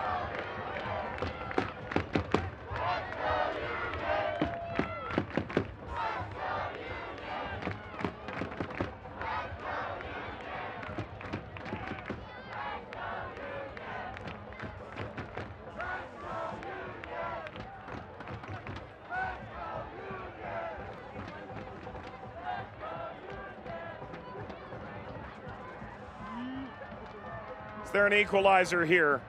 Green smashes toward Dixon.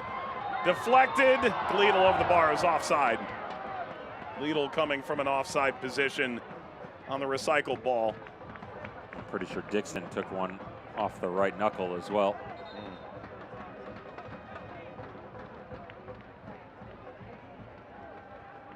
You're starting to see some of that pressure come back into the game for Monterey Bay. One of the main reasons is watch the fluctuation down underneath. Christian Valesky, Chase Boone, Sam Gleedle, Alex Dixon doing a real good job of rotating underneath there. So as they move forward, you're trying to figure out, if you're Oakland Roots, where the runs are going to come from. Now you have an idea of each profile of player, but not regularly knowing where their starting point on the field is making it very difficult for them to track these runs. Changes the variety in which their build is coming from Monterey Bay. The more threatening points are starting to really come into focus for them as well.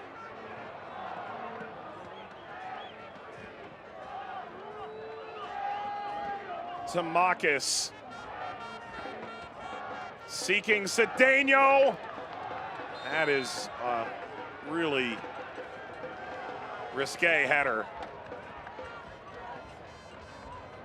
Mission accomplished.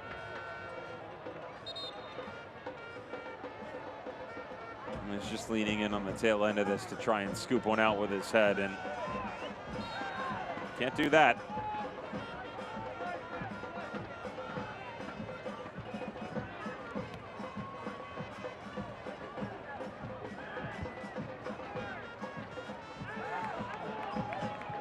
Fair.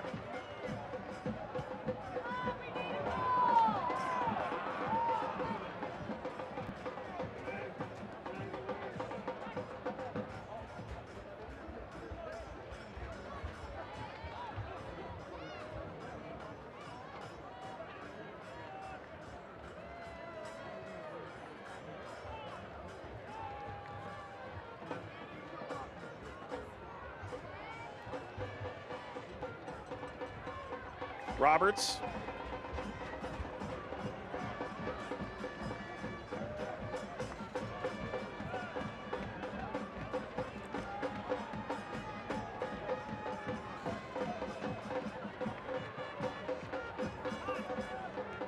Decent flow there by Clementa. Forward from Rodriguez to Makis. Pocket picked.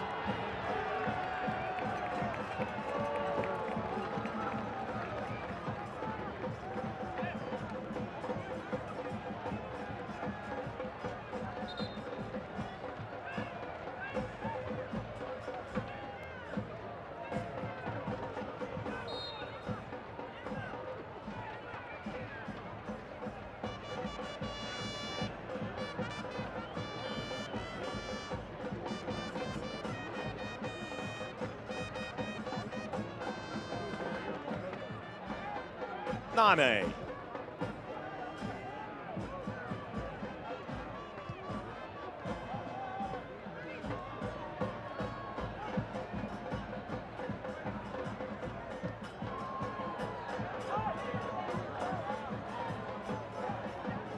Cedeno, Mafeka, Gomez spots the support wide from Diaz.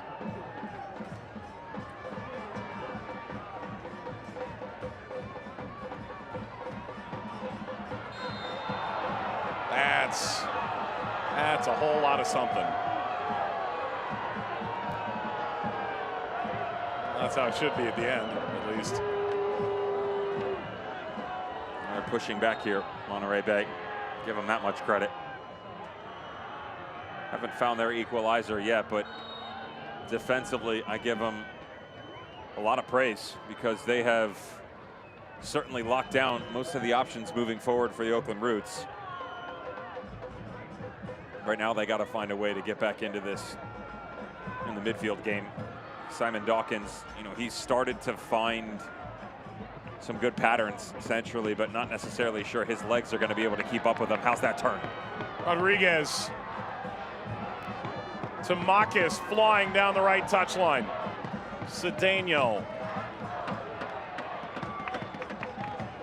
Top of the penalty area, Gomez for the backside, and struck out a line and in.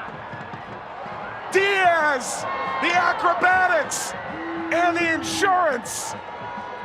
Oakland by 2 on the road.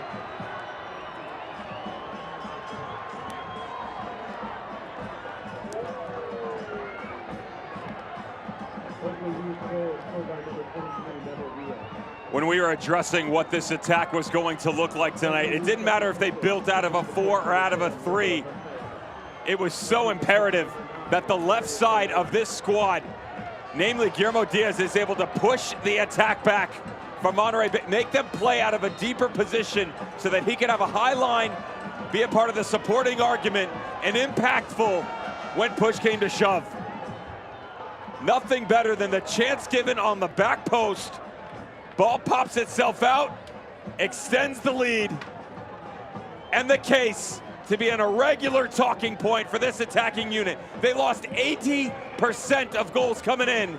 Memo Diaz steps up when needed. Second of the season. Only 3 goals the last 3 years combined. He had the celebration right. And Oakland ahead by 2 here. They would pull level with Monterey Bay, a tie for 6th on points and the first tiebreaker, which is wins. Robinson here. Was a change at the stop for Mella, in for Mafeka. Big body here to defend set pieces and a little more of a number 9 threat. He's the one chasing Donor.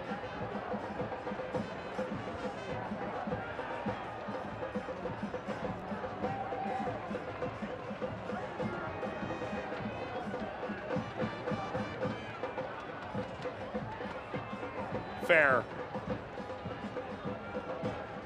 Monterey Bay get one here in short order. Turn this thing around. Is it Oakland's night?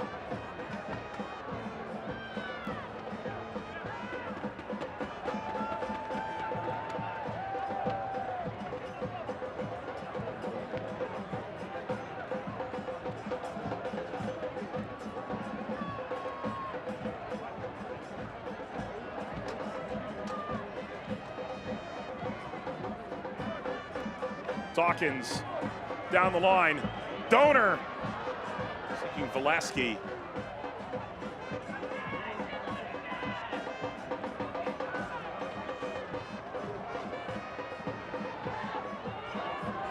To Makis. There's room to run here. Well, Turf Monster got him. Formella.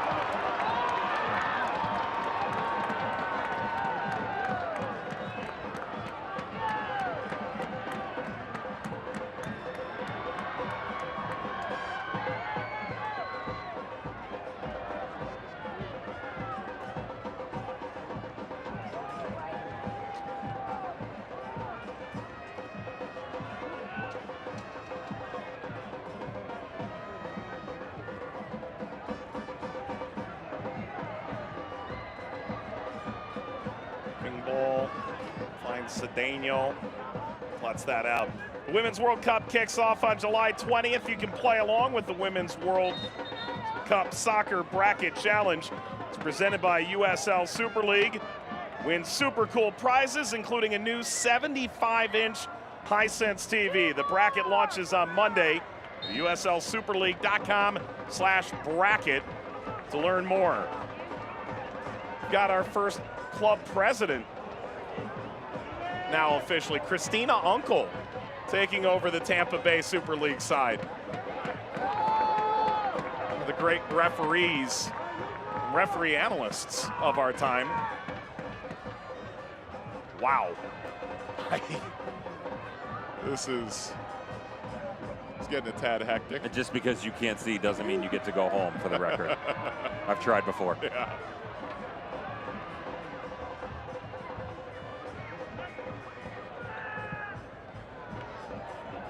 We're looking for that same ball diagonal for Formella.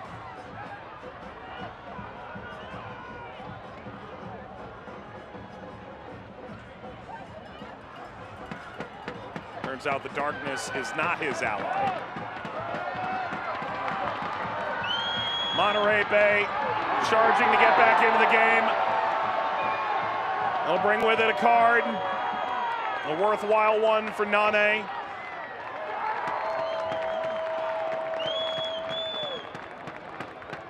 There's a shout behind the scenes there as well for Joseph Nane, imploring to his teammates to get back and help out. One of the things that they've done is they've come a little bit too deep, to be honest. So when they explode going the other way, they don't really have the same numbers. Just Johnny Rodriguez, Josh Formella, and then all of a sudden that gap opens up on the inside. That allows Monterey Bay to bring more support coming forward. It also causes this back line to become quite scattered in their retreat.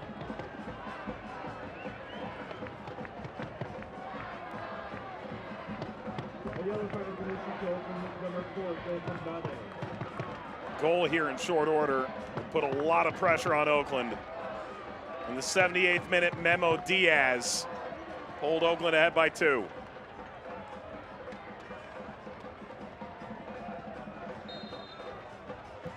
Dawkins, decent idea, flick down away from Boone.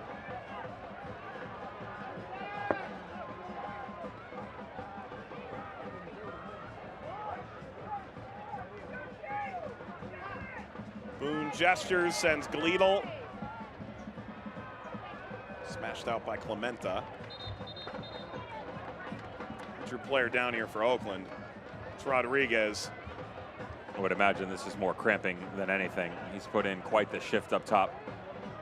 Johnny Rodriguez.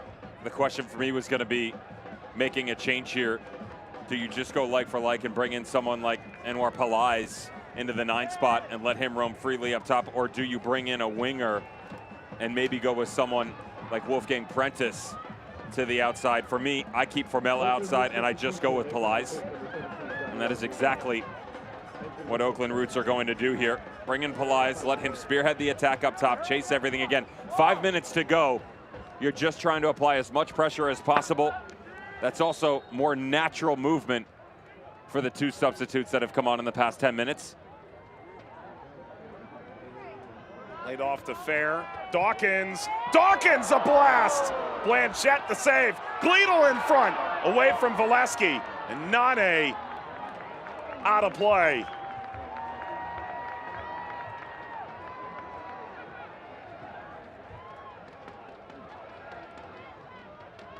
Boone dancing, directing.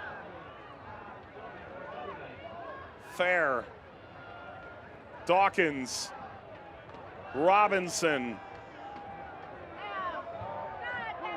Held off, and that went screaming over the end line.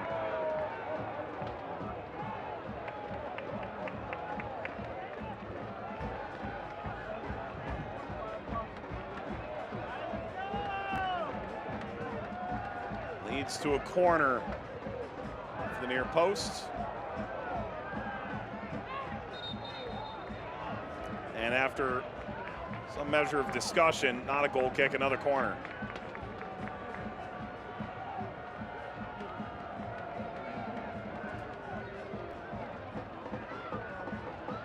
Time of the essence. Speared up top, Oakland on the run. He's got fresh legs, Pillai's back of Robinson.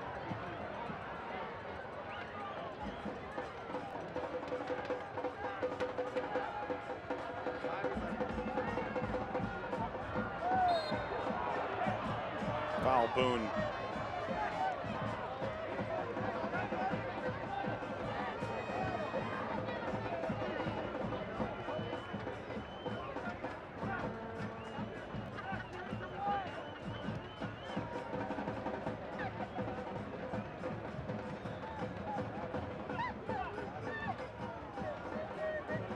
Header bouncing over, net by Siaha.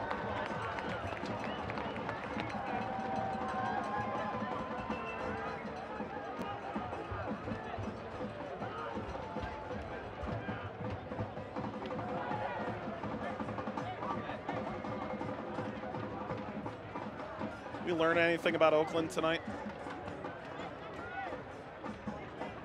To me, the biggest argument is just finding balance within a performance. Again, like, there are a couple of different ways that you can take that comment. The first part is the simplest route, that they can score and they can defend. Even though they conceded the one, they've done a really good job for the majority of the night, albeit with a couple of minutes left, of eliminating the most threatening players on the field. Valesky, Alex Dixon. Certainly, Sam Gleadle has come into that. That's a card. But then to reciprocate on the other side as well, we've sort of seen that teeter-totter throughout the course of the season. And then when it does break down, can you find continuity when it's not going your way? They've said yes. So the balance has been there. They've seen sort of this ebb and flow of, okay, we've been good, we've lost control of the game, now we're back into it. They've also, what has impressed me probably the most tonight has been within the midfield conversation, because we've seen Paul Blanchette make plenty of saves. Certainly great shift by Johnny Rodriguez, first multi-goal game, scores 2 in the first half. Lino Mafeka underneath, Memo Diaz, but probably not enough credit, to be fair, given to Napo Masoso and Daniel Gomez. The way that they bounced off of each other, creating depth, the side-by-side pairing. It was pressure defensively, but it was also playing off the back line. So you could go through them, you could go around them, but no matter what you elected to do, they were the constant that provided you an outlet in whatever fashion you needed it.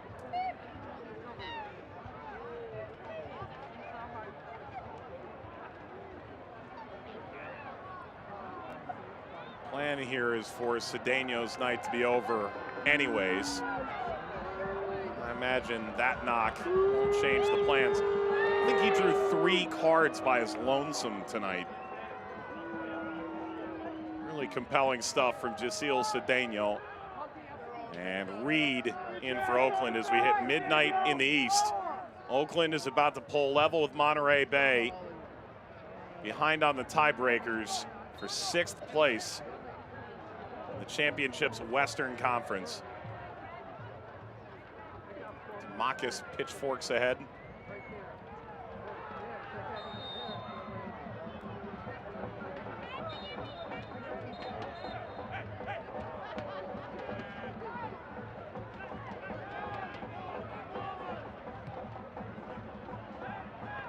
Monterey Bay shows no quit, although Gleadle won't get to this.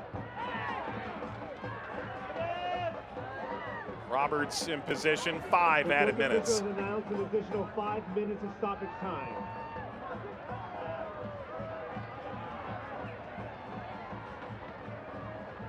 Valesky dropping.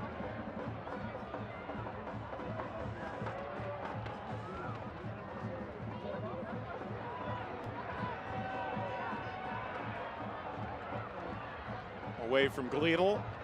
Valesky. Donor.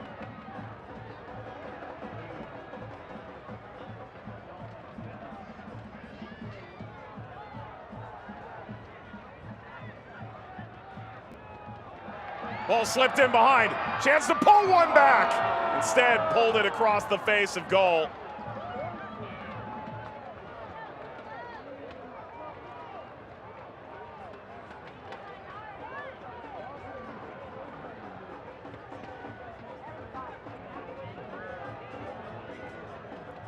Not a bad little ball dinged up over the top.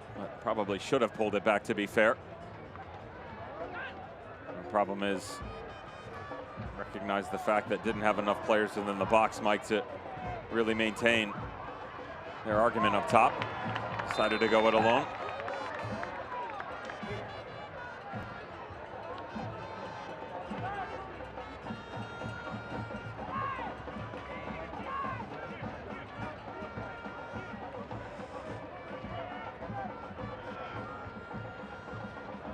Header through, didn't get to Valesky.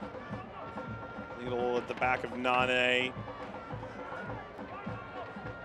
Held up by Green. Gleedle.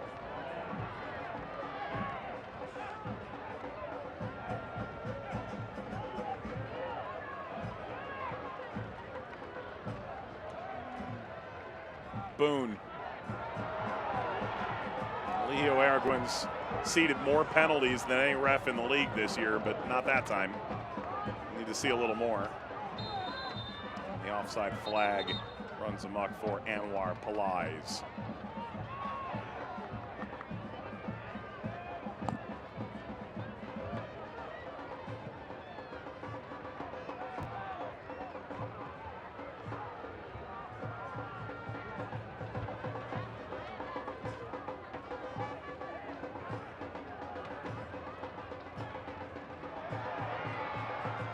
Boone ran out of room, and Monterey Bay running out of time.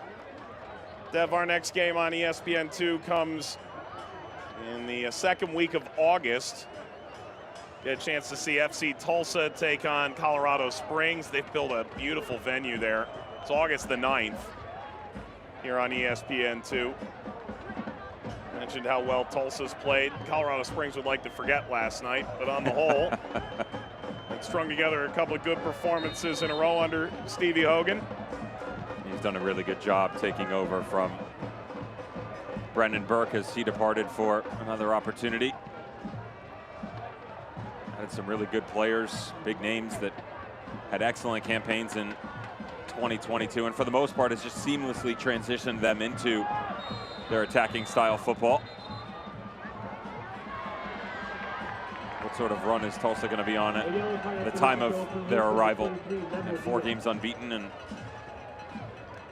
Philip Goodrum heading in the right direction. Not necessarily the same case for Memo Diaz, though. The damage already done for him. I'll tell you what, though, Mike, this is a real good opportunity right now for the Oakland Roots. They lost 80% of goals coming into the season, 43 out of 54 goals off the paper. So we could sit here and make the argument of, yeah, they're great defensively, but they need to be better going the other direction. They answered that call tonight. I will say that it's not exactly against one of the greatest defensive teams in the league, but they did it on the road. They had to play midweek. They had to travel. This was a very difficult night for the Oakland Roots, and they're going to walk out of here with 3 points and their head held high. If you're Monterey Bay, your issue isn't going to be what went wrong tonight. It's how do we get better for the rest of the season, because there's a little bit of a trend right now. You have to find more balance in your performance. Reed, diagonal through the penalty area. A flick out.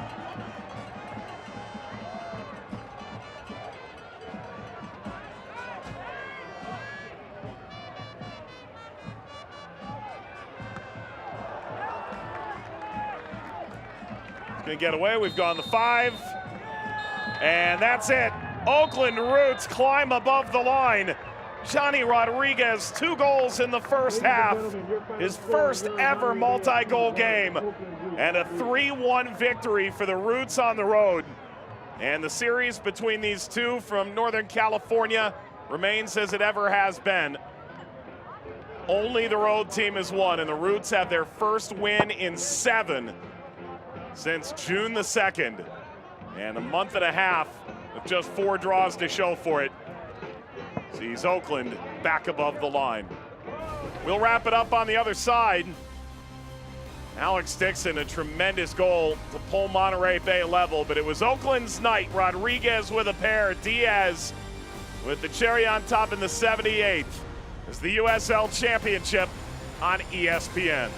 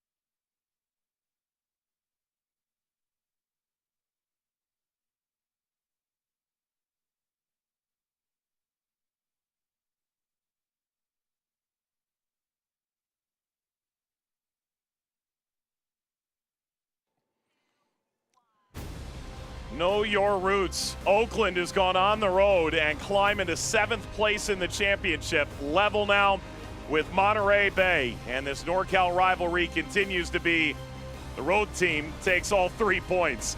Dixon gets his 9th of the year. A brace for Rodriguez. Diaz in the 78th as well. For Devin Kerr, our entire team in Monterey and beyond, Mike Watts saying thanks for watching. SportsCenter is coming up next.